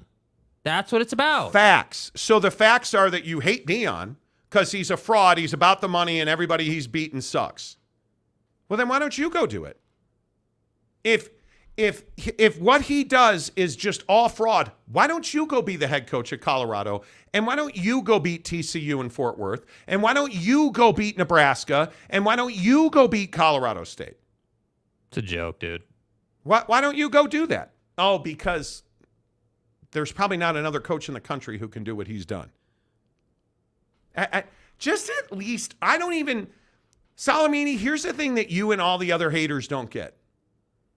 I don't even care that you hate Deion Sanders. It's a free country. Just own it. Yeah. Don't come in here and say that you love Deion Sanders, that he's been your mascot for 15 years. Say the same thing in here that you said on Twitter. Yeah. But you won't do that. You won't do that. And we've been giving you a free pass for a while. Like you guys, you got to understand on our show, and those of you who've been here, guys like Salty Drunk, who understands that I don't ignore comments, but we're never going to be able to read all of them. Why does Salty Drunk know that? He's been here since the days of 5 subscribers. This show is not personal. It's an exchange of ideas. You're never going to get shouted down unless you're a racist. Really, that's what it... Unless you are a dreg, like you are a racist or whatever your thing is, then we'll shout you down. We're never going to block you because blocking people's bad for business. But I don't understand why you won't come in here and say the same things that you do as a keyboard warrior on Twitter. Yeah. Just say the same thing. Yeah. Because you have a completely different name and profile on Twitter than you do here. Why? And how do we know that it's Salamini? Just for all the people just want to get out ahead of that? Because he admits it's him. Yeah. He said it's him. I don't know. It's funny to me that people won't own it. Mike Smith, the only reason Monty has a new Apple Watch is because of Prime. You know. Yeah, dude. You know. Man, I wish somebody would give it to me for free. But the Apple Watch is worth it, but it's hell of an expensive. That's what we do in sports, though. Not to make this a big thing, but we love, and I've seen this happen. It's happened to us in person. We love to go on Twitter and be a hard ass. Mm-hmm. We love to talk all our junk on Twitter. Yes, we do. And then when we get in the comments section on the show, we run into you at a sporting event, probably, what's it happened, 7-8 times at least? Oh, hey, Monty. Love the show. What do you think of this? One of our biggest haters, Please. a Utah fan, who was so convinced that we were lying and making it up and they were never going to the Big 12 and they're never leaving the Pac-12. We're sitting at Maverick Center in Salt Lake City last year. It's a hockey building. And this guy comes running up to us. Oh, Monty, it's so good to meet you, bro. I love your show. You're the best. you. Oh, man, your show just gets me through the day. Not 2 days later, you're a fat ass on Twitter. Yeah. Thanks for watching. Nice, dude. Appreciate you. Right? Come on now. Come on man. now. Come on. It's just amazing to me. All right. Let's see. Who else? Cleveland Rocks. Read that one. Meteorological. Excellent execution. I still have to pause. Meteorological. I still have to pause. Casey Anthony says Taylor Swift is a jagoff. Well, I can respect this. You stood on brand, right? Hey, you get a jag. You get it. Like, we get it. Is she a front runner? Yeah. I still think there's a big comparison between her and Kim K. And one of our friends here in the office brought up Katy Perry because we were talking about. Yeah. I can't remember. I can't remember who we were talking about. Brand. What's his name? The guy in England that's under investigation. But they're all front runners, in my opinion. Yeah. They truly are. But yet Taylor Swift is a jagoff. Barfing Chickens. What's up, Barfing Chickens? Good to see you. It sure does seem like you ignore comments when paid or not. You read all the other ones and just skim past certain viewers. I do. So here's how I do so I have a computer screen right here off camera that you can't see. And there's just a whole stack of comments that just keep coming in and rolling and rolling and rolling. I never scroll through comments. It serves me comments, and it's every single one of them, and it just keeps going. Like right now, the newest comment is Mike Smith, who says, pardon me, I thought that Mondays were official red-ass day on the Monty Show, but today is going off the rails, and people are all pissed like they were served Italian food on Taco Tuesday. Oh, my God, dude. Exactly. Dude, I love you, bro. Where's the Italian? Dude, tell him, Mike. Tell him, bro. Conference Commissioner Gumby, a pewter screen. Yeah, right? get on the internet. Casey, see? And here's what happens. I was going to read Casey Anthony got away with it, but I got a big comment dump. And so the next newest one is Jim Choi. Last new music I heard was before the turn of the century. Oh, man. Well, the conversation on music changing is undisputed. I mean, it's changed so much. For the first time, I have a Sonos. I won a Sonos when I worked at Yelp. It's a speaker. Yeah, one of those little portable things. We brought it golfing the other day. Game changer. And Taylor Swift. Yeah. It's not that her music sucks. It's not. And what is that? Enchanted? Yeah. Enchanted's one of them. Yep. Aaron Wilson says, my comments are more important than yours. So right now, what just happened is a big comment dump comes in because I don't look at YouTube during the show unless somebody's like, hey, I gave away memberships, and then I'll go look at it. We use a company called StreamYards. So I'm not even seeing the YouTube screen. I just see a scroll of comments. The Todd Father, people butthurt not getting comments read. Man up, Cupcakes. Seriously. Yeah, I mean, we're not in the business of just skipping over people's comments. There's literally so many that. And again, I just explained this. Think about what we do. Why would I block people or ignore your comments? Yeah. Because if you comment less, it hurts the show. Yeah. If I block you and you can't watch our show, that hurts the show. So I don't block people on YouTube, and I don't block people on Twitter. Yeah. It's bad for business. It is bad for business, man. I don't do it. And by the way, we're well over 3,000 comments today, 3,679 so far. OG Gary, 49-inch curved monitor in vertical for comments. Yeah. I do have a curved monitor for comments. You ain't wrong. Mike Smith, the glory days of hip-hop was with real lyrics. Now mumble rap, dude. Totally agree, dude. You are such a OVO, mother... Yeah, but that's not mumble rap. Drake is not mumble rap. Yeah, but GTI Brandon. Hey, guys. Guys. God, Jake loves the GTI. You can do so much to it. Hey, guys. Just because I don't want an SUV like every other fat-ass American out here. Did you just call me fat? You're not that guy, pal. Trust me. You're not that guy. Conference Commissioner Gumby, T. Swizzle's music sucks. Facts. Okay, so what do I like? I don't like Anti-Hero that much. I'm over it. Her Taylor Swift's song that I like a lot is Enchanted. That's the one. That's it. That's all. Jeff Woodworth, I love dumping in my comments. Yeah, dude, dumping in the comments is awesome. James, Okie State James, what's up, dude? Good to see you. I don't hate Deion. I just want to talk about something else. What's going to happen to Oregon State and Wazoo? Is anyone other than Texas and OU going to get to the Big 12 title game? No, I don't think so. Okay, see, now that's a fair take. We weren't talking about it. Yeah, we weren't talking about it until the haters wanted to avoid being haters. I mean, that's just what it was. And now, comment dump. Capazzo, Drake sucks easy cheese. See? Salamini, Drake is not mumble rap. He's R&B rap. And I like Drake. There's two types of Drake. There's two types of Drake, though. There's hard Drake and soft Drake. We all know that. And there's a good bit of Drake, especially when he just makes like an appearance on a song or a track. Yeah. That's not for me. Like, where you at? Yeah. Where you at? Yeah, where are you at with Future and Drake? Great song. Love that song, but not Drake a lyric song. No, Drake is much more, and Future's like... Yeah, Future is one of the best mumble rappers in the game. Yeah. I don't know what you're saying, dog, but the beat's nice. Cyclone Steve, SUV, 1-ton dually with an 8-foot bed. Yeah, you see what I mean? Let's go. Just because I don't need some massive pickup truck that can pull the world. Like 8-foot bed, 1-inch member. Hey, Tone. Hey, Tone. I'm just going to keep going because Hey, Tone. Hey, Tone, no one cares, bull. Signed, Lee Corso. That's right, T. I love it. Comment dump, Gumby says yes. Mike Smith, less prime talk, more Mike Smith talk. Totally agree.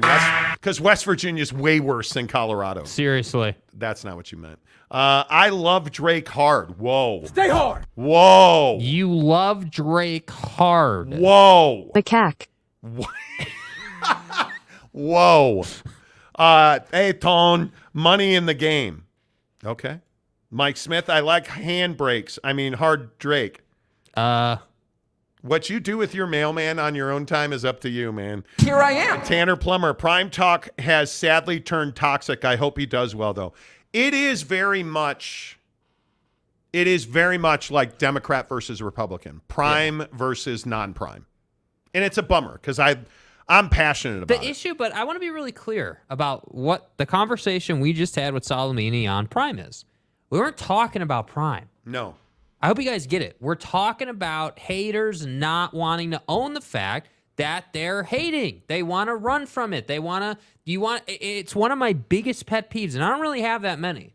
But one of my biggest pet peeves in the world is you want to be person A on Twitter, hard ass, I'm going to drop you, you're an idiot guy on Twitter. But then you want to come on the show on YouTube and you want to be different. And I don't like that. I respect you more, and this was my thing with Oregon. Jake will respect you more in the morning if. Go ahead. That's a sex joke. Anyway, you go ahead. Please. Now I lost my train of thought. I'm a terrible person. Casey Anthony for $5. 70s music is light years better than current soulless ridiculousness that is being produced. I don't know about all that. I mean, I'm a huge Foo Fighters fan. I'm a huge Metallica fan. The late 90s, early 2000s was cash. Well, I just saw Foo Fighters a month ago. And they were remarkable. And so not all music sucks.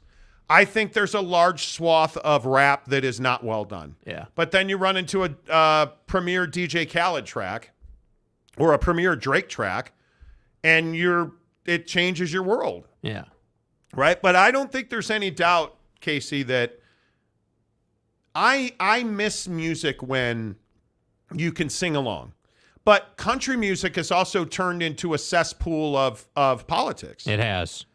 And I think country music, and I've never been a big country music fan, but country music has turned into this thing that's so toxic. Mm-hmm.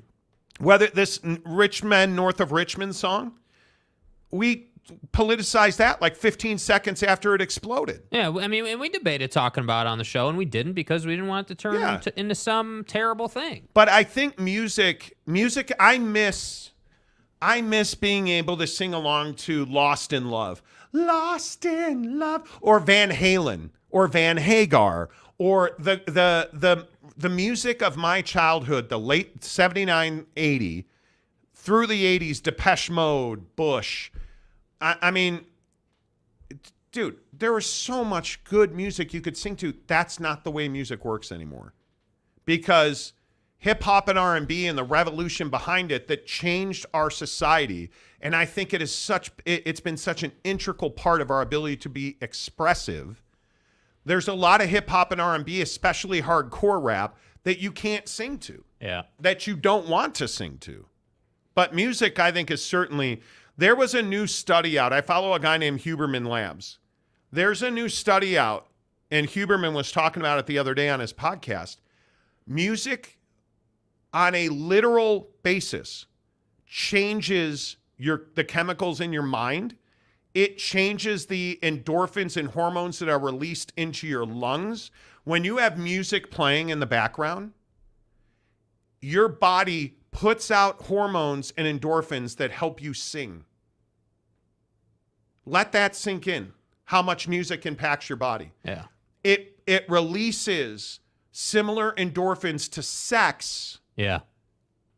And it lifts your mood, and it releases happiness endorphins into your body. Yeah, and I it's just remarkable. Dude, the body is an amazing thing. I mean, the idea that like your mind knows the difference, or that like I mean, it's just incredible. Crazy. It's crazy. KF, Neil Brown needs fired.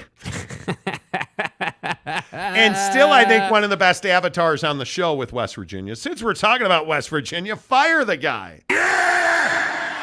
Well, it does not help at all that he went and be better. I'm not a big fan of rooting for people to get whacked. But the fact that now he's 3-1 and he beat Texas Tech. God, and if you're just tuning into the show, by the way, Tyler Shuck is out for the year. Broken leg. Out for the year. Best of times, worst of times. But you got a huge win at home against Texas Tech. You're 1-0 in conference, 3-1 in totality. Like you're better than people thought you would be. Now, you lost to Penn State, and your two wins were Duquesne and Pitt. I'm not trying to take away from West Virginia. Beat TCU, and then I'll be like, okay, Texas Tech. You go to Fort Worth. You go to Fort Worth, and you beat TCU. Then I'll be now like, okay, now you got a team. Boss Frog, are we still talking fire Neil Brown if they come into Fort Worth and beat the Frogs? That's what I'm saying. They're 12-point underdogs. Man, dude, you go in there and you win. Dude, TCU's going to roll in that game. I'm not a believer in West Virginia because I'm off the Texas Tech bandwagon. Yeah. And I'm I think you guys know, I'm a huge believer in Sonny Dykes. Probably too much. And I look at the way that they've handled their business, the offense at TCU, and I think Chandler Morris is playing far better. And I'm looking for his efficiency number right now. That's what I'm looking at. But I look at his efficiency numbers, you guys. Like, he's throwing 68% completions, 1,100 yards, 9 touchdowns against 3 interceptions. I'm for real. On 141 attempts. Yeah. He's working, dude. Chandler Morris is doing the job, and I would remind you, yes, he made Max Duggan possible, but Chandler Morris is a hell of a quarterback. Yes. And I think it's going to be really interesting to see if Amani can keep running the way that he's run.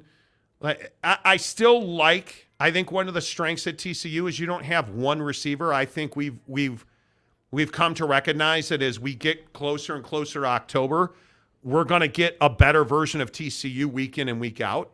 And I think certainly the bye is going to be a game changer, but I think this wide receiver room, because that's what it is. You don't have a star. The wide receiver room, I think, is a big deal.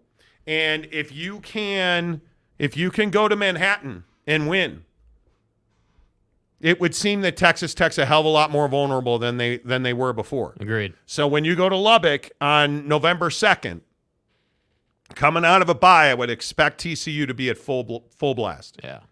But I'm probably too much of a Sonny Dykes believer. Yeah. And I freely admit that.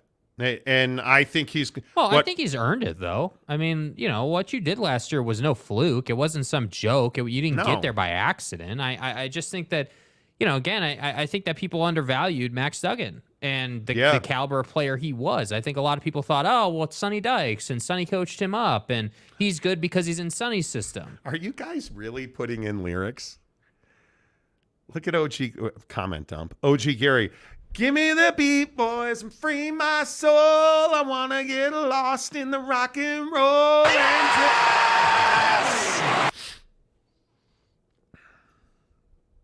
Okay. Ram Spencer. I hope that's not your own picture. Even when... I'm not nice. Even with the cupcake schedule, FSU is playing poorly enough to lose games. Dude, they are supposed to win this year. I am quickly losing respect for Brett McMurphy's ability to diagnose Florida State. Bro, you are becoming a Florida State homer. That Clemson performance was concerning. Dude, Big time. Dude, talent-wise, Florida State is better than Dabo and company. And yet here we are at the end of the game having to make some crazy-ass play to win a ball game. And how many of us are sold on Jordan Travis? God, I was before the Clemson game. That Clemson game was Clemson. I'd remind, and having watched Clemson, they don't have a quarterback. No. Let's just stop. Let's stop this nonsense that, they're going to be fine, bro. No, they're not. They're not going to be fine. Because you look at Florida State, and I know they're 4-0, and I know they beat LSU, and they beat LSU. I'm down, bro. But please don't sit here and tell me you watched that Clemson game with Florida State, and you're like, well, goddamn. I mean, Jordan Travis was pretty goddamn mediocre. That's what Jordan Travis was. He had opportunities with Johnny Wilson and Keon Coleman to win that game in the fourth quarter, and he missed. Yeah. And how you miss Johnny Wilson with arms the size of redwoods? He's the biggest freaking player in the secondary, and you still miss him. I don't know. And Keon Coleman, we need to put respect on this kid's name. Dude, Keon Coleman, while he is not as big as his teammate, bro, Keon Coleman is a playmaker. He is here for the big moment. He is as reliable as they get on the deep ball. Hit him. Give him a chance to run. How many times we're sitting at this bar? So we play 18 on Saturday morning. We getting nice ready for round, football. We're good. Round ends. We're like, yeah, let's run to the bar real quick in Park City and have a bite and watch the early games. What do you know? Walk in. What's on the tube? Jordan Travis and his propensity to throw an incomplete pass. And I'm sitting here saying, dude, how are you missing Johnny Wilson over the middle? How do you miss Keon Coleman, who's open by 2 steps? Like, how? You're supposed to be the guy. I don't know. And here we are. And Will Shipley looked like a Heisman Trophy winner against Florida State's defense. They ran for 150 yards. And, again, I think, are you ready for good old the Mont to be the master of the obvious? Right. Your quarterback defines your season. Oh, dear. And I know, I get crazy. Jordan Travis has all of this hype on him. And I look at his numbers. Where's the big game? Well, it was LSU for 342. And at that point, we were all like, hey, this cat's legit.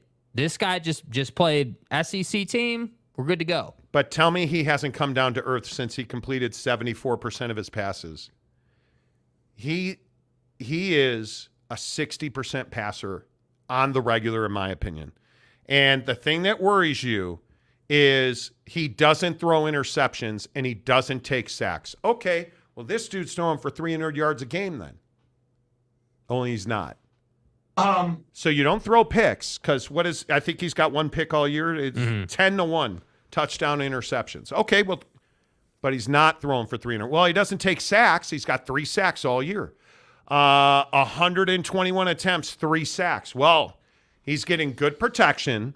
He doesn't throw interceptions, and he only completes 60% of his passes? But I have to say, on the protection front, Come on now.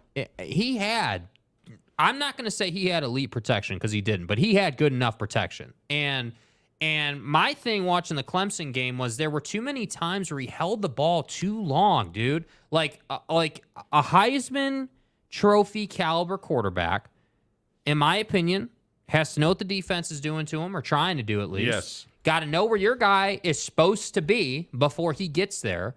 And then when the play breaks down and you're off script, you got to be able to roll out both ways and complete a pass to somebody.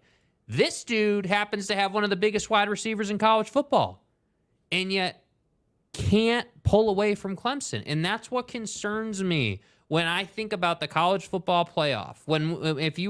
If you're just tuning in, first hour, go back and listen to it, thought it was awesome. Had this great conversation about the college football playoff. Florida State's one of those teams where I'm like, hey, dude, you got all this hype and you ran your mouth all off season as a program and as a school about how you deserve to be paid more and you're doing all these great things. And then what do we get? Okay, great performance. And then in your own conference against what was the top dog when Fivehead was playing quarterback, now he's not there. You have this opportunity to take over. You barely scrape it out. And I just felt like that was a big opportunity. Go on the road. Beat your rival in conference. And you had a chance to score 42 points in that game. Oh, yeah. Yep. And you didn't do it. And I think the other thing that worries you a little bit is you gave up 24 points to Klubnik and Clemson, and they're just not good. No. That team's not good. And who do they have? Who do they have? What's upcoming for them? For who? For Florida State. Florida State's got Virginia Tech. That's a win. Syracuse. Duke is interesting, but that's at home. You should win that game. Wake Forest is a win. Pitt's a win. Miami on November 11th is probably their next best opportunity to lose a game. Mm-hmm. Because, and again, that game's in Tallahassee. I highly doubt at that point Florida State and Miami are both going to be different teams, but I think Miami's actually pretty good this year. So the casual at the end of the year, when Florida State's let's just be generous, say one-loss team, they'll find a way to lose one game in there some way, somehow. Well, it won't be to North Alabama on November 18th, and it may be at the Swamp against Florida. But, again, Florida, perfect example. Oh, my God, Florida, holy cow. They're amazing. They're not amazing. No. They're not amazing, and I'm tired of hearing about how what a great job Billy Napier's done, and, oh, my God, like Graham Mertz. Graham Mertz is strictly mid. Dude, the reality is, come on, they were better in the past under the prior regime, and they haven't hit their stride yet. I don't think they will. And I understand that everybody's talking about how Mertz was 20-23, and okay, so again, I'm just going to go back to the Jordan Travis conversation. Okay, so you're 20-23, and my God, you are just rolling dudes, right? No, you're not. That was 20-23 against Charlotte, and yet his numbers are 259 and a touchdown and a QBR of 53.7. Yeah. And it's because he's not that great. Yeah. They're not explosive offensively. Like, I go back to the Utah game. They never threatened to win that game. Utah threatened to lose that game. Right? 31 of 44, 333. They only run for 13 yards. I thought you said 13. 13 total yards. Oh, that's right. Graham Mertz was minus 29 because he was sacked 5 times in that game. Yeah. I just think Florida's a very average team. I could be completely wrong, but there you go. Now, again, we're, More of you guys. James, I hate to say this, but Spencer Sanders should leave Ole Miss and transfer to Florida. Spencer Sanders should still be in Stillwater. Oh, no.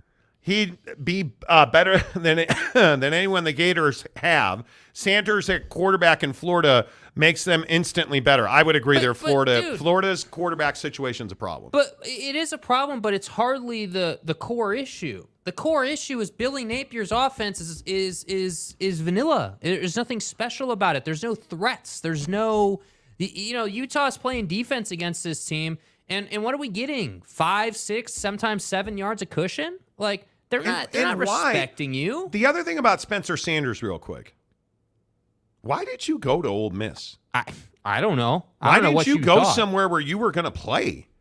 Right? Because, your career's over at this point. I should look that up before I sound like an idiot. But this is it. I think this is his last year of eligibility. And I, for the life of me, don't understand why you went to Ole Miss to sit when I think, this is it. This is his last year eligibility. Because you were, for everything that Spencer Sanders was not, he was a guy that you could believe in. He was a guy that you could imagine him doing well. Yeah. Now, did you love all the interceptions? You didn't. But he was somebody who ran the ball well, dual threat quarterback, and you went to sit behind Jackson Dart at Ole Miss? Come on now. Like that's a little surprising. Yeah. A little surprising. A running QB who can improvise would fit Napier's system. Oh, hundo P. Yeah. 100%, James. UW fan Jim says too late. Yeah, exactly. Yeah.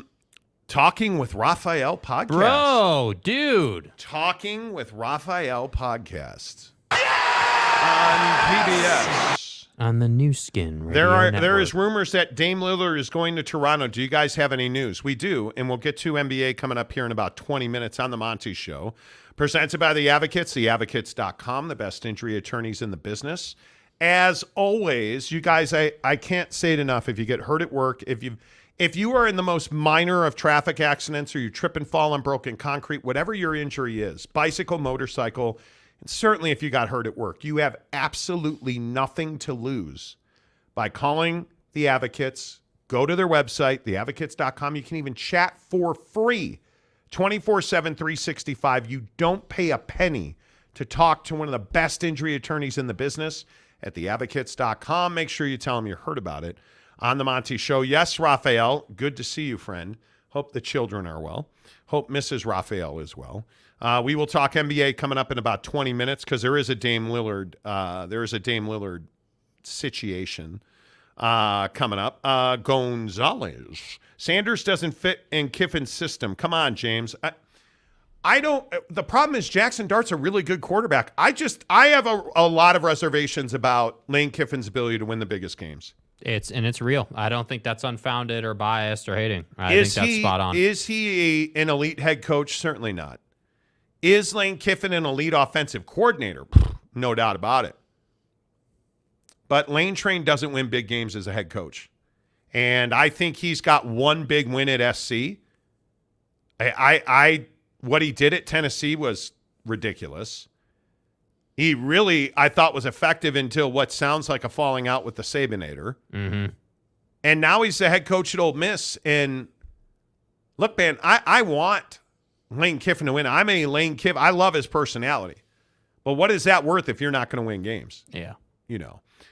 Ram Spencer, Auburn got lucky to beat Cal. Any one of those 3 field goals, and those would have lost to Cal. And you might want to find a quarterback. Seriously. Because we've gone over this ground before, I understand it. The SEC is struggling because the SEC has a quarterback problem. And I'll even point at who's best team in the SEC? Probably Georgia. Yeah. Does Georgia have a historically Is an even Stetson Bennett level quarterback? Well, no, they don't. And I think if you go up and down the standings, look at Alabama with Jalen Milroe. They don't have tell me he's not looking for a vet in the transfer portal. Seriously. Right? And then you start looking at a team like Auburn and you ask yourself, okay, you got boat raced by Texas A&M.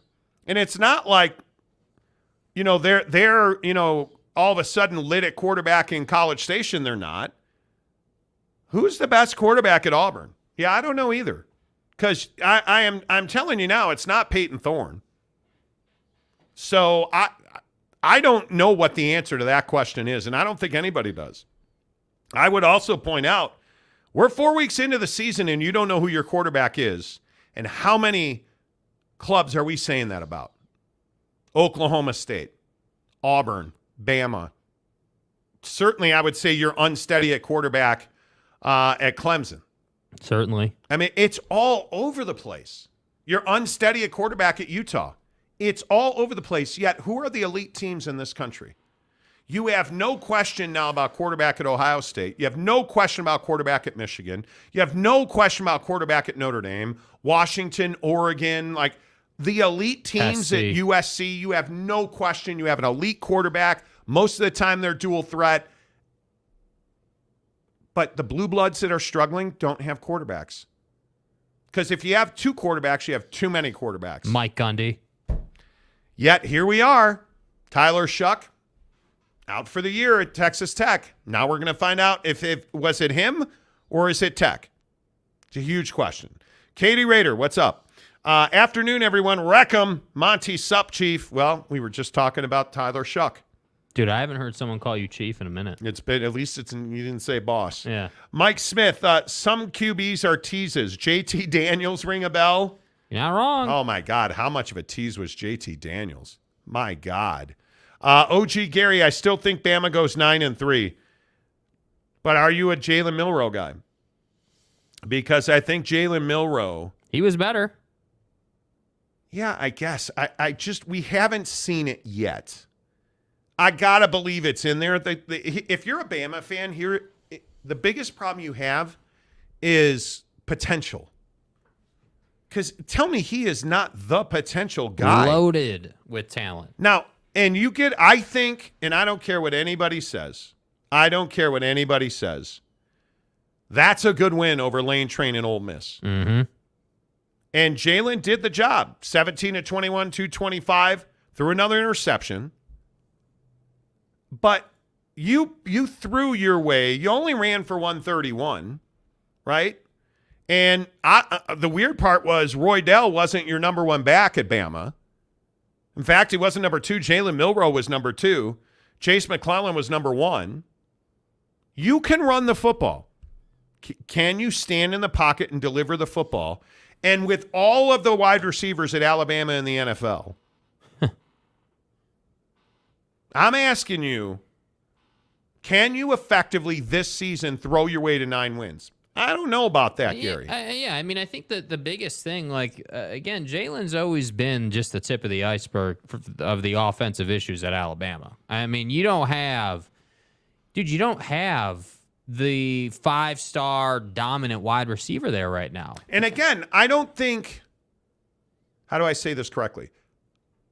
Is it a portal problem? Maybe. Is it a recruiting problem? Absolutely not. You have an NFL problem right now on offense at Bama. Let me get this right. You are too good at putting guys in the league, so now it's coming back to get you a little bit this year. It's incredible. And I don't know, man. It's going to be interesting to see because their schedule, Mississippi State and A&M, they should win. Arkansas, they should win. Tennessee, that game's at Bryant-Denny. They should probably win that game. LSU, they're going to lose to LSU. LSU's a ball buster, dude. I think LSU is going to be out to prove a point, but your last three at LSU. That's at Bryant-Denny. Yeah. That's at home in Tuscaloosa. Yeah. Kentucky, Chattanooga, at Auburn. You should win those games. So, I mean, best case scenario, you're 3-1 now, 4, 5, 6, 7, 7-2, 8, 9, 10. You could be 10-2. Yeah. Are you a college football playoff team at that point? Does 10-2 win the West? Probably not over LSU. If we're just being real about it. Yeah. If we keep seeing it real. Because LSU's at Ole Miss. Now, that's a losable game.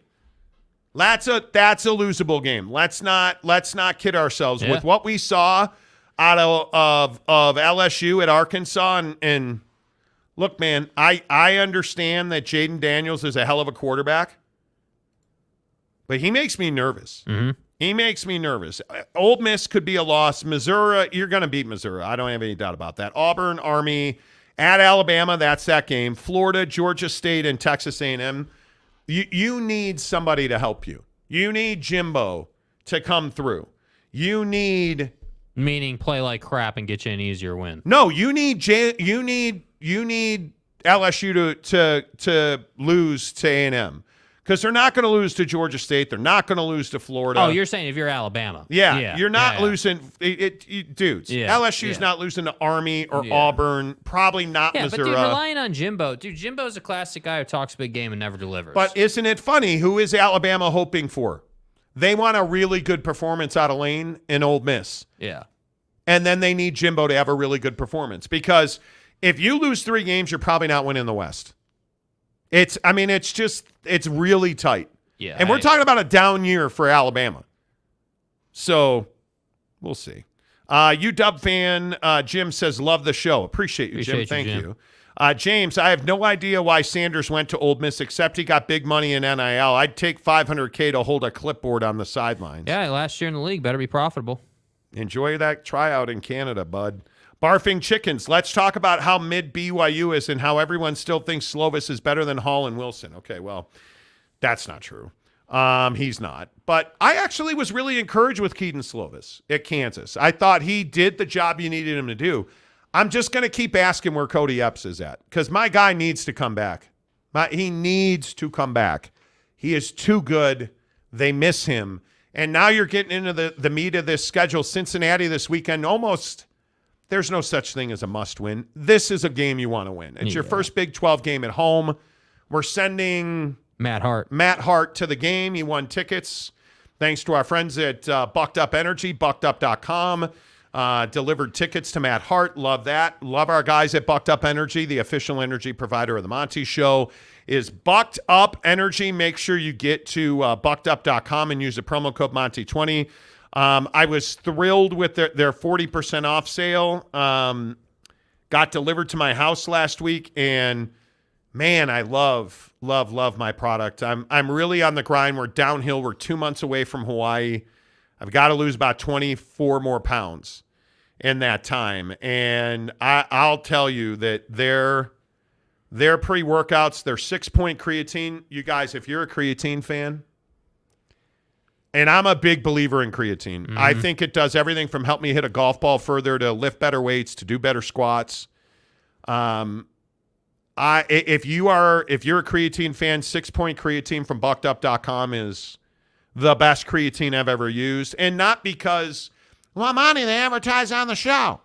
If I didn't like their creatine, would I be sitting here talking about it? And their monohydrate creatine is great too. Their 6-point creatine, world beater. Man, and I think what I've seen their LFG stuff do for Mrs. Monty and her triathlon training, the quality of my skin with their collagen peptides, everything that you get at buckedup.com, they make excellent products that have excellent ingredients that do exactly what they say they're going to do. And whether it's buckshots or 6-point creatine, man. Yeah. Is creatine still taboo? There's a lot of people who ask me, well, man, you say on the show you take creatine. Why do I care about that? I do take creatine, and I proudly take it. I'm 50 years old. From my brain to my muscular skeletal system, I'm all about the creatine, man. Buckedup.com. Use the promo code Monty20 to get 20% off at checkout. Tarrant County, boy. It also helps Monty stroking. Hey, man. Hey, dude. You know, you got to do what you got to do, right? You got to get stroked. If it makes me play better golf, I'm on it. A lot. Alan Olive. Aloha. Good to see you. Sir Bob Loblaws, a fairly recent Alabama QB, was cut twice by the CFL. Alabama does not make quarterbacks. They do not make quarterbacks. Thinking Man. Portal is free agency. It can change the trajectory. Whoa. Of your org a la Deion Sanders in Colorado with the right branding. Absolutely. Absolutely. Yep. No doubt about it. And I think we got to stop talking about the transfer portal like it's some terrible negative thing. Oh, you jumped in the portal. What's wrong with you? It's not. Thank you for pointing out that I didn't have the ticker on the screen the whole show. I don't remember who said that, but I just realized it. Thank you. I appreciate you doing that. I think it is very interesting the way that the portal can change you for better and for worse. Yeah. Mike Smith, well, OG Gary, go for graduation and have a little fun in the area. Just be a good guy, LOL. Okay. OG Gary says, don't worry, Mike. I'll be Gucci. I've been to Louisiana before. Yeah, how about our guy, OG Gary? He's leaving the nest. My dude's going to LSU. I'm for real. Go Tigers. Go Tigers. Top flight college programs do not put out NFL QBs. Not a lot of them do. Not a lot of SC doesn't. Alabama doesn't. You know. Yeah, I mean, what are we? What's our measuring stick for putting guys in the NFL? I mean, if you're just talking about getting drafted, SC does it with the best of them. You're talking about being productive. SC does it with the worst of them. Yeah. Yeah, there's no doubt about that. All right, let's switch gears, talk a little NBA hoop. This Damian Lillard story is very interesting. If you're Damian Lillard, are you excited about going to Toronto? The Raptors are said to be the loudest, most leading organization pushing for Damian Lillard at the moment. Allegedly, Damian Lillard's agent has said he would play for Toronto. Mm. But why are you leaving Portland to go to Toronto? I mean, if you look at the changes that Toronto made in the offseason, Fred VanVleet's in Houston. He's not in Toronto anymore. So my question is, why is Toronto, who was a 500-ass basketball team last year, I'm just curious, what do you see in there with Dennis Schroeder and, Pascal Siakam and Jakob Poeltl? Like, I don't... Malachi Flynn's not getting it done for you? But what are you going to have to give up to get him? Are you really telling me that you're willing to give up OG Anunoby or Scotty Barnes? Because Portland, I don't think, is going to be all that interested in taking Gary Trent Jr. back. No. So this does not make a lot of sense to me if I am Portland. I'm asking for Scotty Barnes, and I'm asking for OG Anunoby. Yeah. And that's where we're starting. And then I'm asking for first-round picks. Right. And I think there are legs to it. I do think there are legs to it. I also think the Utah Jazz are working very hard to trade Colin Sexton. And I think the Jazz have spent the better part of 6 weeks trying to be the third team in the deal that still hasn't gotten done. And for the second offseason in a row, we get very little July, August, September trade action in the NBA. Yeah. And it's one guy. Last year it was Don. This year it's Damian Lillard holding up the market. Yep. And I'm curious where Dame winds up because I think he only wants to end up in Miami. And it makes quite literally zero sense for Damian Lillard to go to Toronto to end his career. Yeah, I just don't understand, if you're Dame, I mean, obviously, you're a little out of control of this situation in the sense that, there's not a laundry list of teams lining up to come pay the price to get you.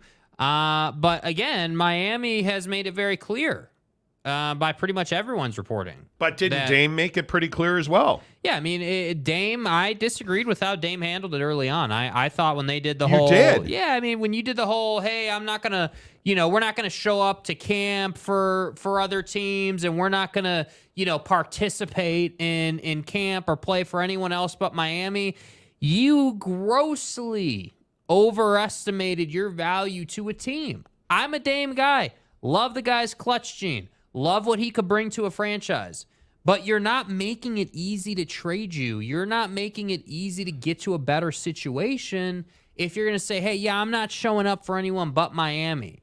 as if going to Miami guarantees you're going to win a championship. And I know they've been successful. I know it's Jimmy and, it's Bam, and they've got a good setup there. But the reality of the situation is, if you want to get traded, it's one of two things, situationally speaking. You either want to just get away from Portland and you're good to go to any situation, which is clearly not the case with Dame. No. Or you want to go and win a championship and you want to go to a very specific situation, which I'm also like, hey, I'm not sure that going to Miami guarantees that you're going to be in the NBA Finals. Because, again, what are they going to have to trade to acquire you? But I'll also go back and say what I've said for the better part of the summer on Dame. And there's only one destination for him to fulfill his goals. And it's Empire Town. It is the New York Knicks. And I think when you look at where the Knicks are and what the Knicks have, they have every asset, human and trade and pick and exceptions rather, to get it done. Human or non-human? They have every non-human thing you need, including biologics, to get it done. Biologics. The Knicks need to make a deal. Go make the Dame trade because it's sitting there. And Dame would go to New York, from what I understand. He would not say no to the Knicks, and that makes perfect sense. You put Dame on that team and you take R.J. Barrett out, right now the Knicks are a championship contender. You put Dame in there, and I just think he transforms their ability to score at all three levels. I think Julius Randle becomes a far more productive power forward instead of a point forward, because you just don't need that. You've invested in Jalen Brunson. You're investing in Damian Lillard. Go make that deal. That's the deal that makes the most sense to me. Now, does that mean Toronto's not involved? Not at all. Does that mean that the Jazz are not going to try and get involved with a Colin Sexton deal? Not at all. I think the Jazz in Portland and Toronto and the Knicks could make a really good trade, because it's probably, with Dame's bread, it's probably going to take 4 teams. Facts. I think there is a lot of flexibility here.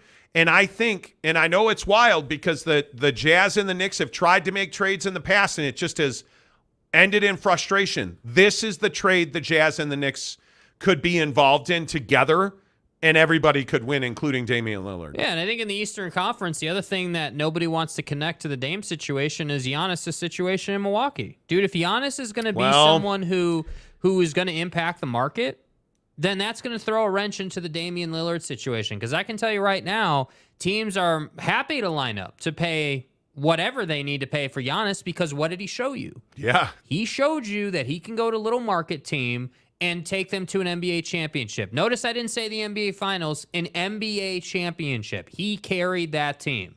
And I think he's still that guy. I think he's 25 right now, I believe it is. Yeah. He's still got a couple more years left at carry the ball club level. I think it's going to be fascinating to see how this plays out. I think, and I know we have a lot of Utah Jazz fans that listen to this show. I don't know what they're doing. I am a little perplexed at the lack of movement. You had a great draft. I think Walker Kessler looked really good at the FIBAs. I think you're in a really good spot. You don't have the goods to be a 4, 5, 6 team in this conference right now. And maybe you're just trying to be a 6, 7, 8 team. Okay, I'm down with that. But you don't have the goods to be that. You're a playing team again. This team is not better than it was a year ago. And that's a little surprising. And I think Colin Sexton's not part of the solution towards that end. He's not. The Jazz need to make another deal. And I think they will. Don't get me wrong. This team should be a 6, 7, 8 team. And they're not, because they haven't done enough. Now, will they? I don't know. It's going to be interesting to find out. But I certainly would not hate acquiring more assets or acquiring more talent, because I look at what the Utah Jazz have, and I just don't see it at point guard. Talon Horton-Tucker, and I love my guy Chris Dunn as a Bulls fan. I love Chris Dunn. Mm-hmm. He's a 2-3 guy. If Chris Dunn's your number 2 or 3 point guard off the bench, I'm good with that. You can't have Colin Sexton as your number 1.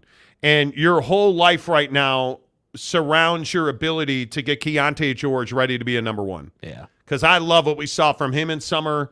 I'm a huge Taylor Hendricks believer. I love what we've seen from him in limited time. Talon Horton-Tucker, I don't understand why you would give a single minute to Talon Horton-Tucker with other dudes. I need Ochai Agbaji to be your starting something.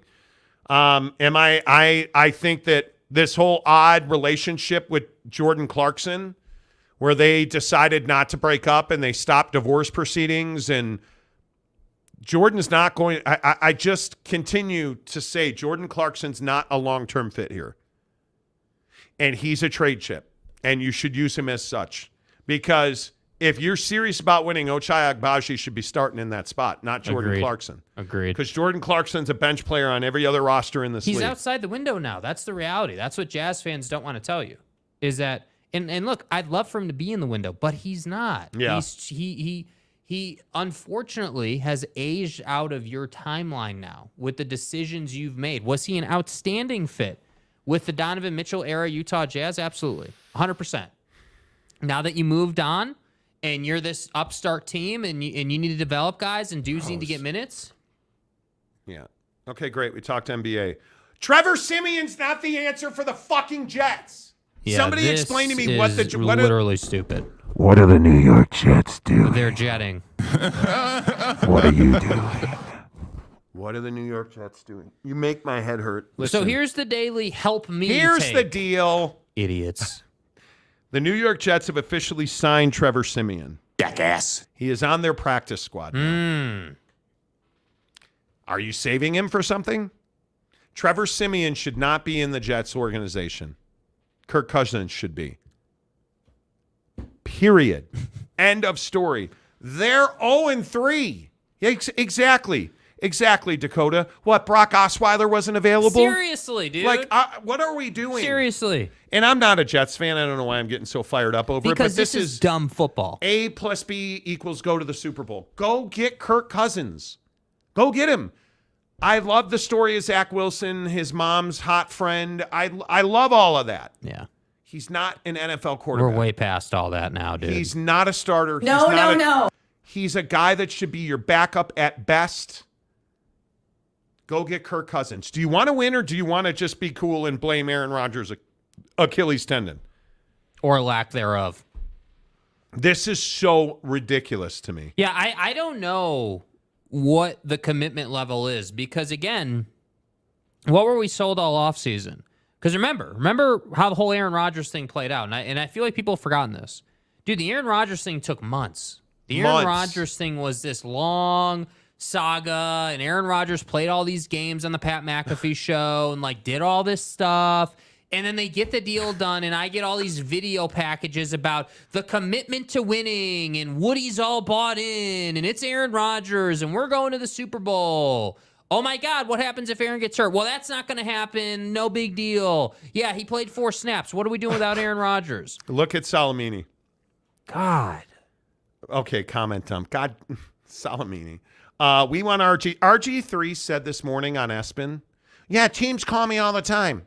No, they don't. No, they don't. No, they don't. Salamini, stop hating on Favre. He's changing volleyball. Dude. Speaking of Woody. But do you get my point? Like, you sold us this package of goods about being all in on winning when it was convenient with Aaron. Now it's not convenient with Zach, and you don't want to go out and do the deal you should and you for still Kirk Cousins. Have the first-round pick because Aaron Rodgers reverted to a second-round pick because he's not going to play 65% of the snaps or whatever it was. Go give him a first-round pick for Kirk Cousins. They will drive his shit there for you. Friend, a tip jar. Yeah, they dude, will drive his stuff from Eden Prairie to New York. Go get it, dude. It's a jet life.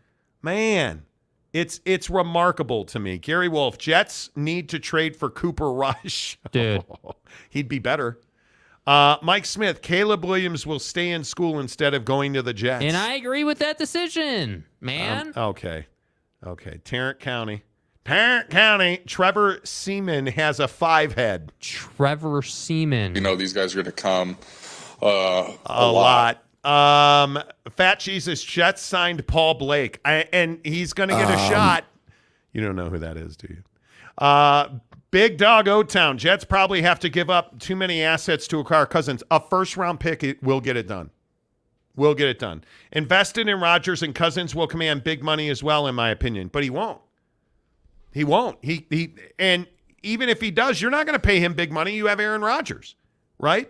And what kind of asshat are you going to look like if you don't go and get Kirk Cousins and you waste this defense? You're going to miss the playoffs. Yeah.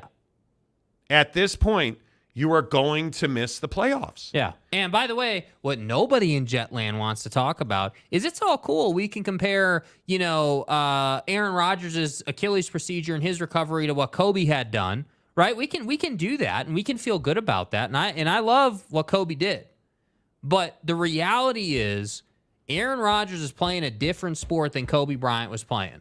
And Aaron Rodgers, in my opinion, is a huge question mark next year. I don't want to hear about playoff returns. Playoffs? What happens if he does return for the playoffs and pops it again? Playoffs? Your career's over.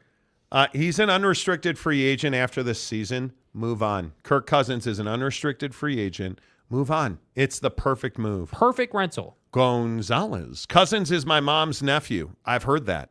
Are you being serious? Tarrant County. Boy, can't get Kirk Cousins. Get Kurt Cousins. So to Kurt. Suited it there. Well, if that's the case, Jets not serious about winning. You're exactly right. It is what it is. You're exactly right. Comment dump. Lance Johnson. Chiefs will give Blaine Gabbert for a 4th round and a bag of practice balls. Don't forget the net that beat up OB. Okay, because it's garbage. I'm out, yo. Rodriguez. Hey, Mike. Doesn't matter what QB they get. That O-line is trash, which led to Rodgers signing off after 4 snaps. That's the true. The other thing. But you got to go and try. Yeah. And Kirk Cousins has been incredibly durable. I'm going to do that. And he'll stand and deliver. He will take the hit. I hate that they how do you know how difficult it is to win a Super Bowl? And you're like right there. Go get it done. They're 0-3. You have to, man. How bad of a look is it to be like, there's only been less than 5 teams ever that have made the playoffs after 0-3 starts. And you can walk away from Kirk Cousins after the season. So go do it. Let him go. What are we waiting for? You don't want him. You got Aaron Rodgers. Let him go. You don't want him. You've got Trevor Siemian. Let him go. Seaman. Gary Wolf. Jets give seminars on how to look like an asshat. Please. Mike Smith. Washington State Schultz learned all about optics from the Jets. Dude. Tarrant County boy. Blake Bottles on line 1. KF says KFC is only leading the NFL in passing yards at the moment. Go get him. Go get him. Dakota Tubbs. It ain't hard when you got Patty Mahomes. Stay hard. Mike. No. Dakota, you're not pulling me into the black hole. All right. I'm unfamiliar with it. They can trade for the red rifle. Ginger power might be the only thing that can save them. The red rifle. Good old Andy Dalton. How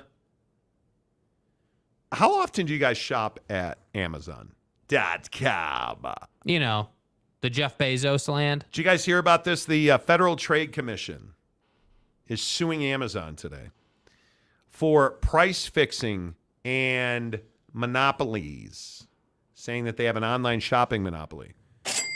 So now I'm going to tell you, I don't care if they have a monopoly. He built a business in the front seat of his car and sold books out of his garage. And now it's the Amazon. You had 30 years or 20 years to prevent this, and you did nothing. This drives me crazy. So, 1, I should disclose I'm an Amazon stockholder. 2, this story today lost me $14 a share or something stupid like that. And 3, I hate this stuff. I hate it. Sure, is Google one thing? Yes. Is Amazon another thing? Totally different. You're not forced to go shop at Amazon. Mm-hmm. Go shop somewhere else if you don't like it. Go to Walmart.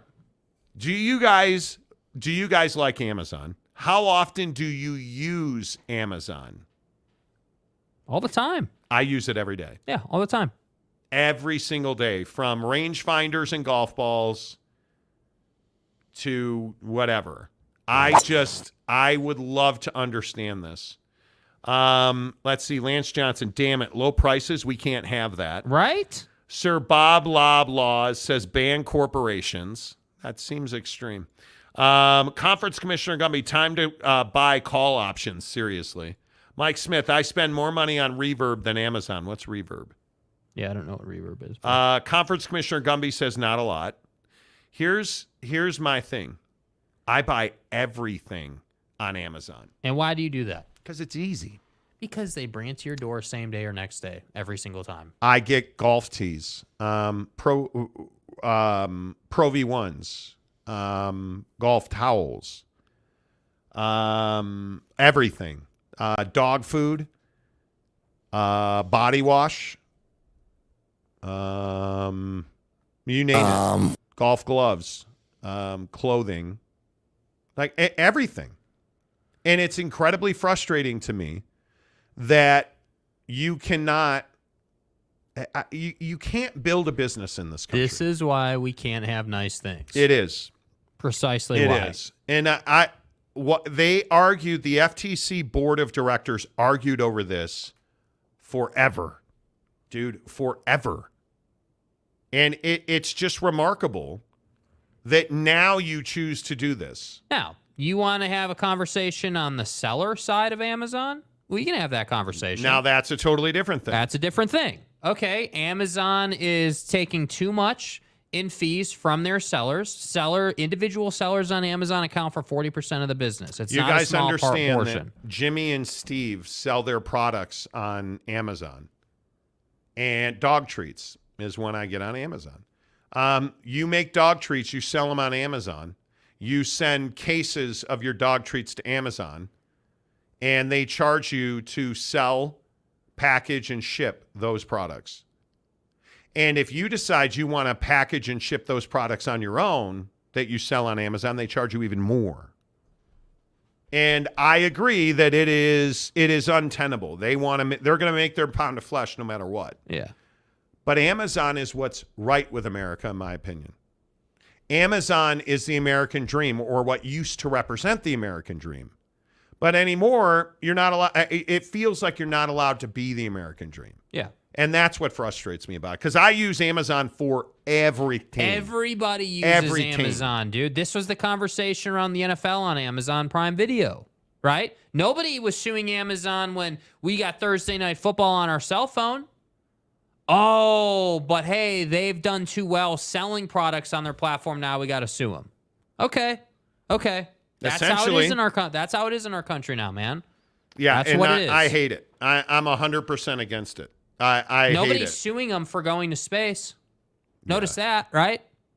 Yep, let's see. NE says the government just mad Amazon ships out faster than them and give you refunds if you lose your products. Seriously. Yes. And but that's a great point. Why are they able to do that? Oh, that's right, because they can afford to, because they do so much business. Yep, totally agree. It returns are easy. Joseph Harper, I put one of the Amazon kids in college with what I have spent. Yes. Man, you ain't even joking, man. Mike Smith, Reverb is from musical instruments, new and used accessories. Oh, wow, I didn't know. There you go. Sir Bob Lob says hair dye. Did you buy hair dye on Amazon? That's when I wouldn't know. I have no idea. Hawkeye fan in India. Amazon will be charging $2.99 a month for Prime Video on top of the yearly fee. I'm surprised they're not already. Ron Nolan, hair conditioner. No, I use Costco. Kirkland conditioner.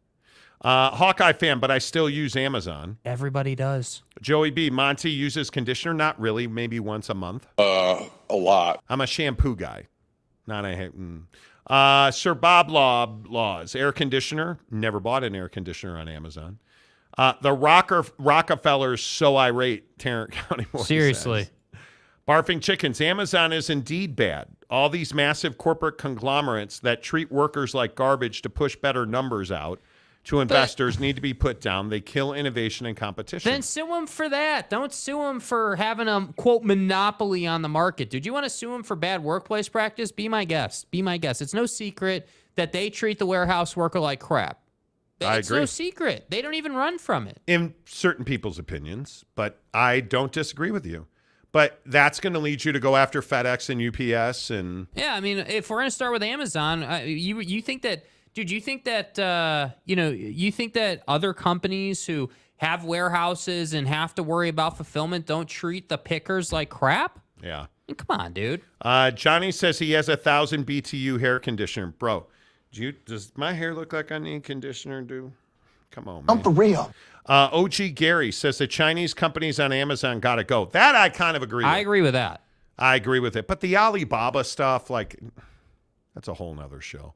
Jim Choi, most Amazon sellers are now saying Amazon taking too much in return policy is a joke. It's brutal. Yes. It is brutal, dude. Brutal. Brandon Butler, I love Amazon, but it's been bad for local businesses. Absolutely has. A lot of mom and pops are going the way of the dinosaur or Blockbuster Video. But again, that's exactly right. But what's the issue with Blockbuster Video? Let's not blame Amazon for innovating. Let's not blame Amazon for innovating, dude. Netflix innovated. But this is the Mall of America argument. Yeah. Because why are shopping malls going away? Well, because Apple doesn't need you to go to the mall. They can get it to you tomorrow.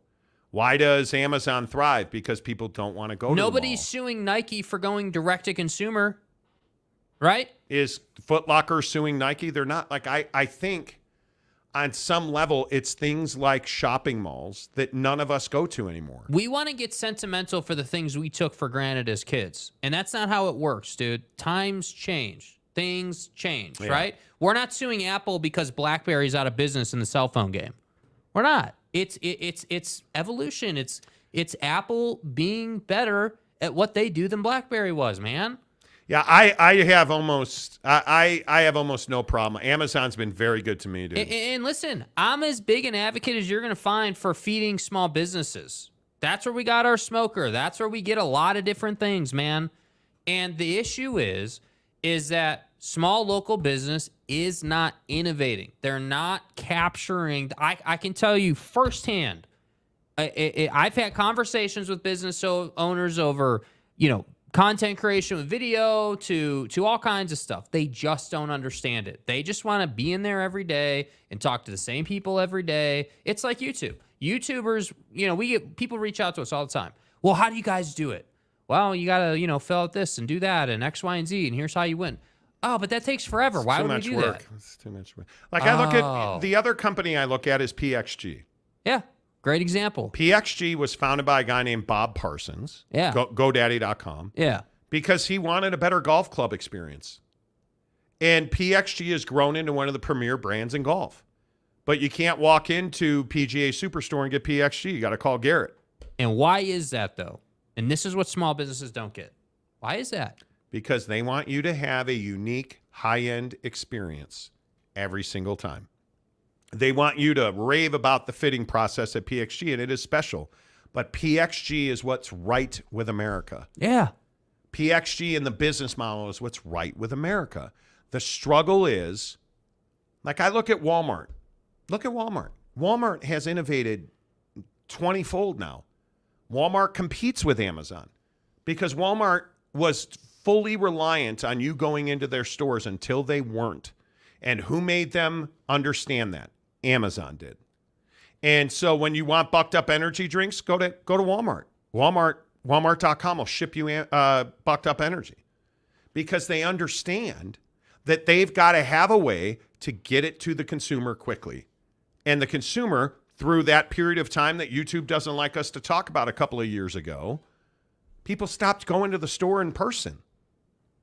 And so Walmart innovated. And what happened to Amazon during that period of time we're not allowed to talk about? They exploded. Now, was that because they had a monopoly? Or was that because market conditions changed? Amazon's business was built on you not having to go to a store, and it just happened to work out. And now we're all pissed off that they've grown however much they've grown since that time we're not allowed to talk about on YouTube. And we just want to get our pound of flesh back. That's what I don't like about it. And Marcus, I agree with you. Nice pivot. Small businesses do innovate, but those who do innovate don't stay small for long. It's an excellent point. And we see this all the time. There's a company in Utah called Mountain Land Supply. Yeah. Who used to be a small company. And they innovated, and now they're a behemoth. Yeah. Like, I look at stories like that, or I look at Silicon Slopes or Qualtrics, or I look at all of these companies that innovate, and you're exactly right, Marcus. Dude. They don't stay small for long because they're delivering on what the customer needs, and they're meeting BladeHQ.com. Yeah. Perfect example. Started as a small business, national company now. How do you think Ryan Smith got the money to buy the Jazz? Yeah. It is literally the American dream. Yeah. And people are just pissed that Amazon's gotten to this level that is dominant. Yep. They're dominant in the space. I don't think we should be penalizing them for it. Ron Nolan, why don't you guys golf Wolf Creek? Well, we were going to golf. You mean up in Ogden, right? Eden. We were looking at Wolf Creek for Sunday, but the problem with Wolf Creek is that Sunday it is going to rain and be terrible weather. We've been trying to get up there for a couple of months, and just it's weird. One thing after another has kind of stood in our way. But I really want to play there. The two, isn't there Wolf Creek in St. George too? It's in Nevada, I believe. Oh, in Mesquite. Technically. Mesquite. Yeah. It's nothing that's like, oh, that place sucks. I want to go play. There. Yeah, just haven't gotten there yet. We had a tea time Sunday. We canceled it because I think it's going to be like 40 degrees and raining on Sunday. Yeah. It's going to be brutal. Yeah. You know what, Ron? I would love to go to Wolf Creek. I would. Do you play Wolf Creek? Yeah. Jim Choi, COVID's been very, very good to Amazon. Well, but again, not because they did something nefarious, right? That's what I think the key point is. I'm not disputing it was good for them. It was great. It was phenomenal for them.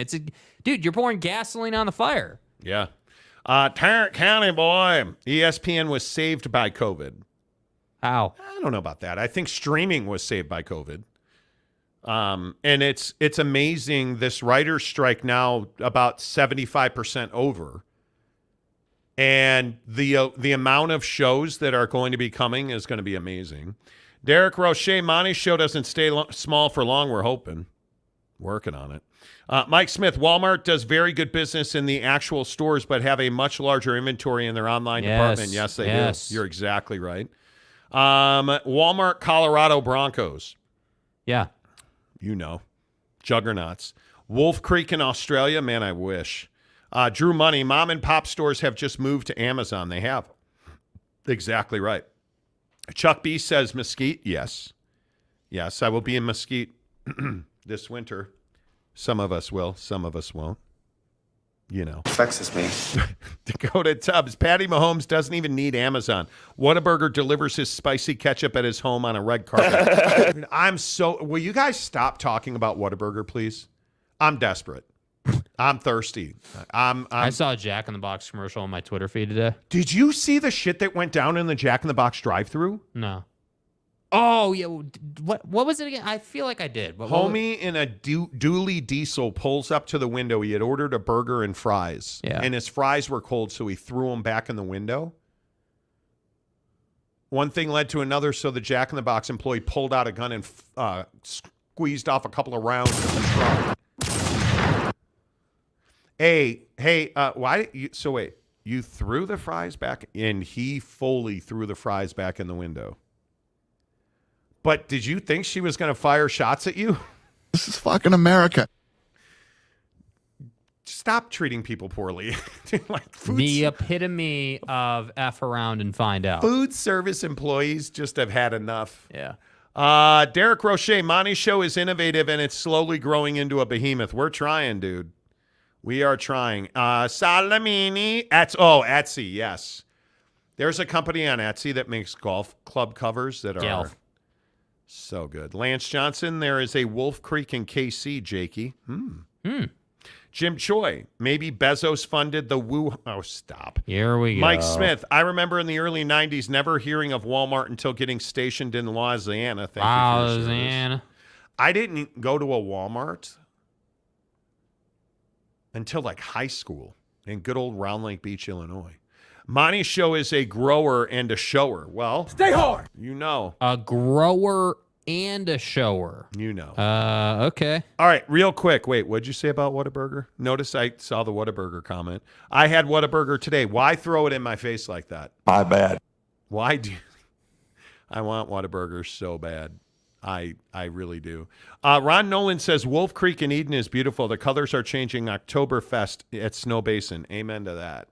I want to go, and I'm hoping to get there next weekend. It's supposedly. And Allegedly. I say supposedly because the weather here is terrible and inconsistent. Next weekend, it's supposed to be in the 60s. And fucking ass. I'm trying to convince Mrs. Monty, or I will. I haven't even talked to her about it yet. Lee Jensen. Jesus.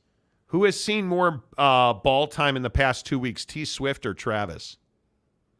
Wow. More, dude. Lee. Dude. Maury Alvarez says, I want one.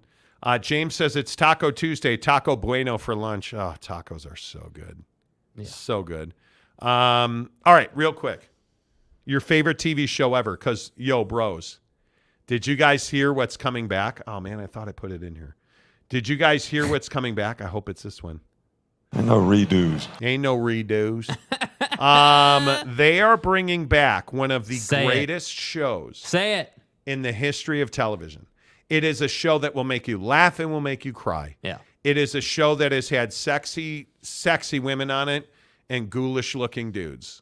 It is a show that has produced endless Instagram memes and GIFs. So it could only be The Office. Let's go, baby. Dude, they're talking about doing a reboot of The Office.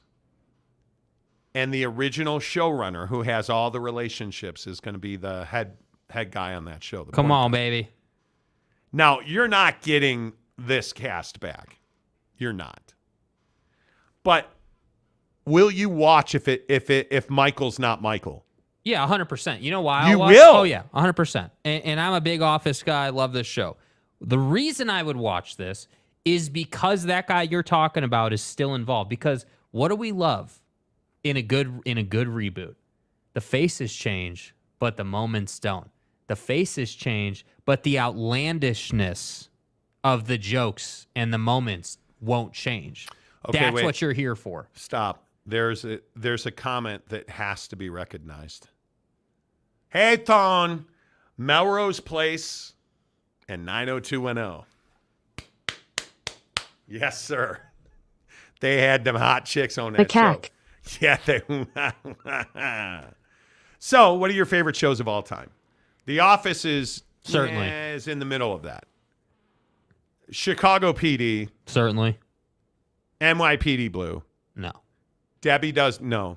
My bad. I think Chicago PD certainly. Yeah. NYPD Blue certainly. The Game of Sopranos Thrones. certainly. Game of Thrones. Dude, come on, man. Are you serious? Yeah, it's not. It's not in the list? It's on the list. It's not at the top of the You list. romanticize your 80s shows way too much. Entourage certainly. Yeah. I mean, those are my Hall of Famers. Miami Vice is on that list. But I was never a Friends guy. I'm not I think Seinfeld's one of the most overrated shows ever. Need more depth than that. But The Office certainly is on the list. Yeah. I think like Game of Thrones is one of those shows you watch one time and you've seen it. Was there hot holy Moses chicks on that show? Yes. Cock. Yes. But The Office, you never knew what to expect. Yeah. And you always laughed. It was greatness.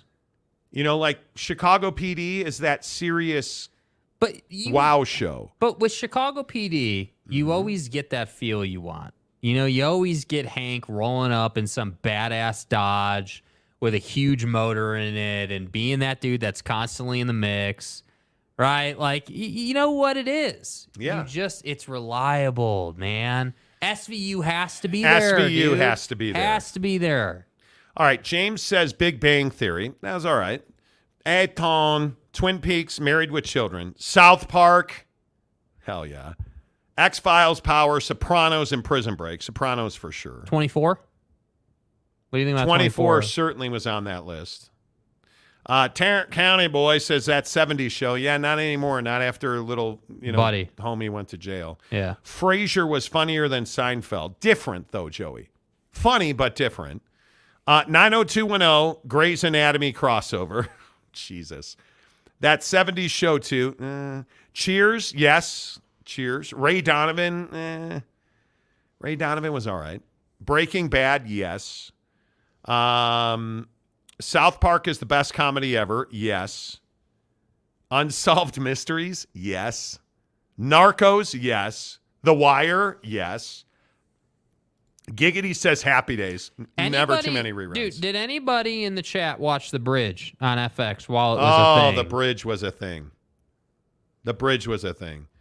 Boss Frog, how can you not laugh at Paulie Walnuts? I'm saying, God rest his soul. Dexter, never got into Dexter. What about, Lost? You never got into Lost. I was too young for it. Lost was a thing, dude.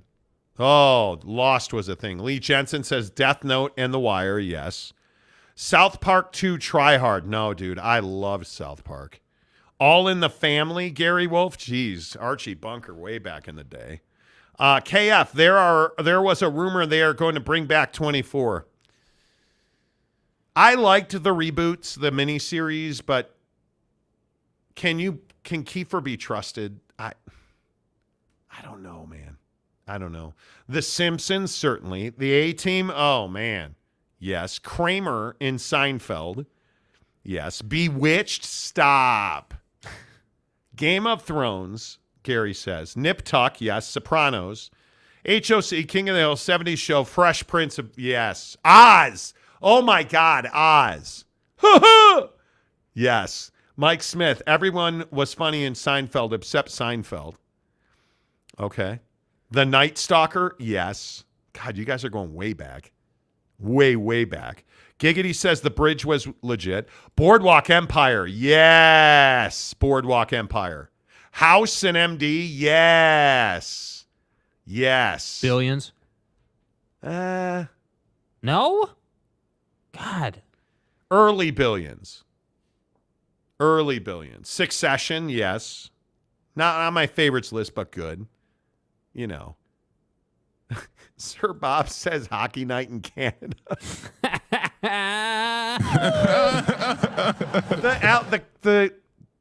There's a couple of LAPD. Southland on Southland TNT. was outstanding, bro. Jesus, that show was good. Dude, you want to talk about a show that was packing heat. Yeah, and don't forget the Monty Show. Yeah, obviously. Yeah. Obviously. You guys, I love you. I love every one of you. The Monty Show, as always, presented by The Advocates, theadvocates.com. I'm just appreciative you guys are here, and a lot of people have asked about changes you've noticed on the show. We're working on it. We're working on it. Love all of you. Thanks for being here. Thanks for commenting. Thanks for disagreeing with us. Thanks for agreeing with us. Thanks for commenting and liking. Subscribe if you're not. Like if you have not. Until tomorrow, say goodbye, Jake. Goodbye, Jake.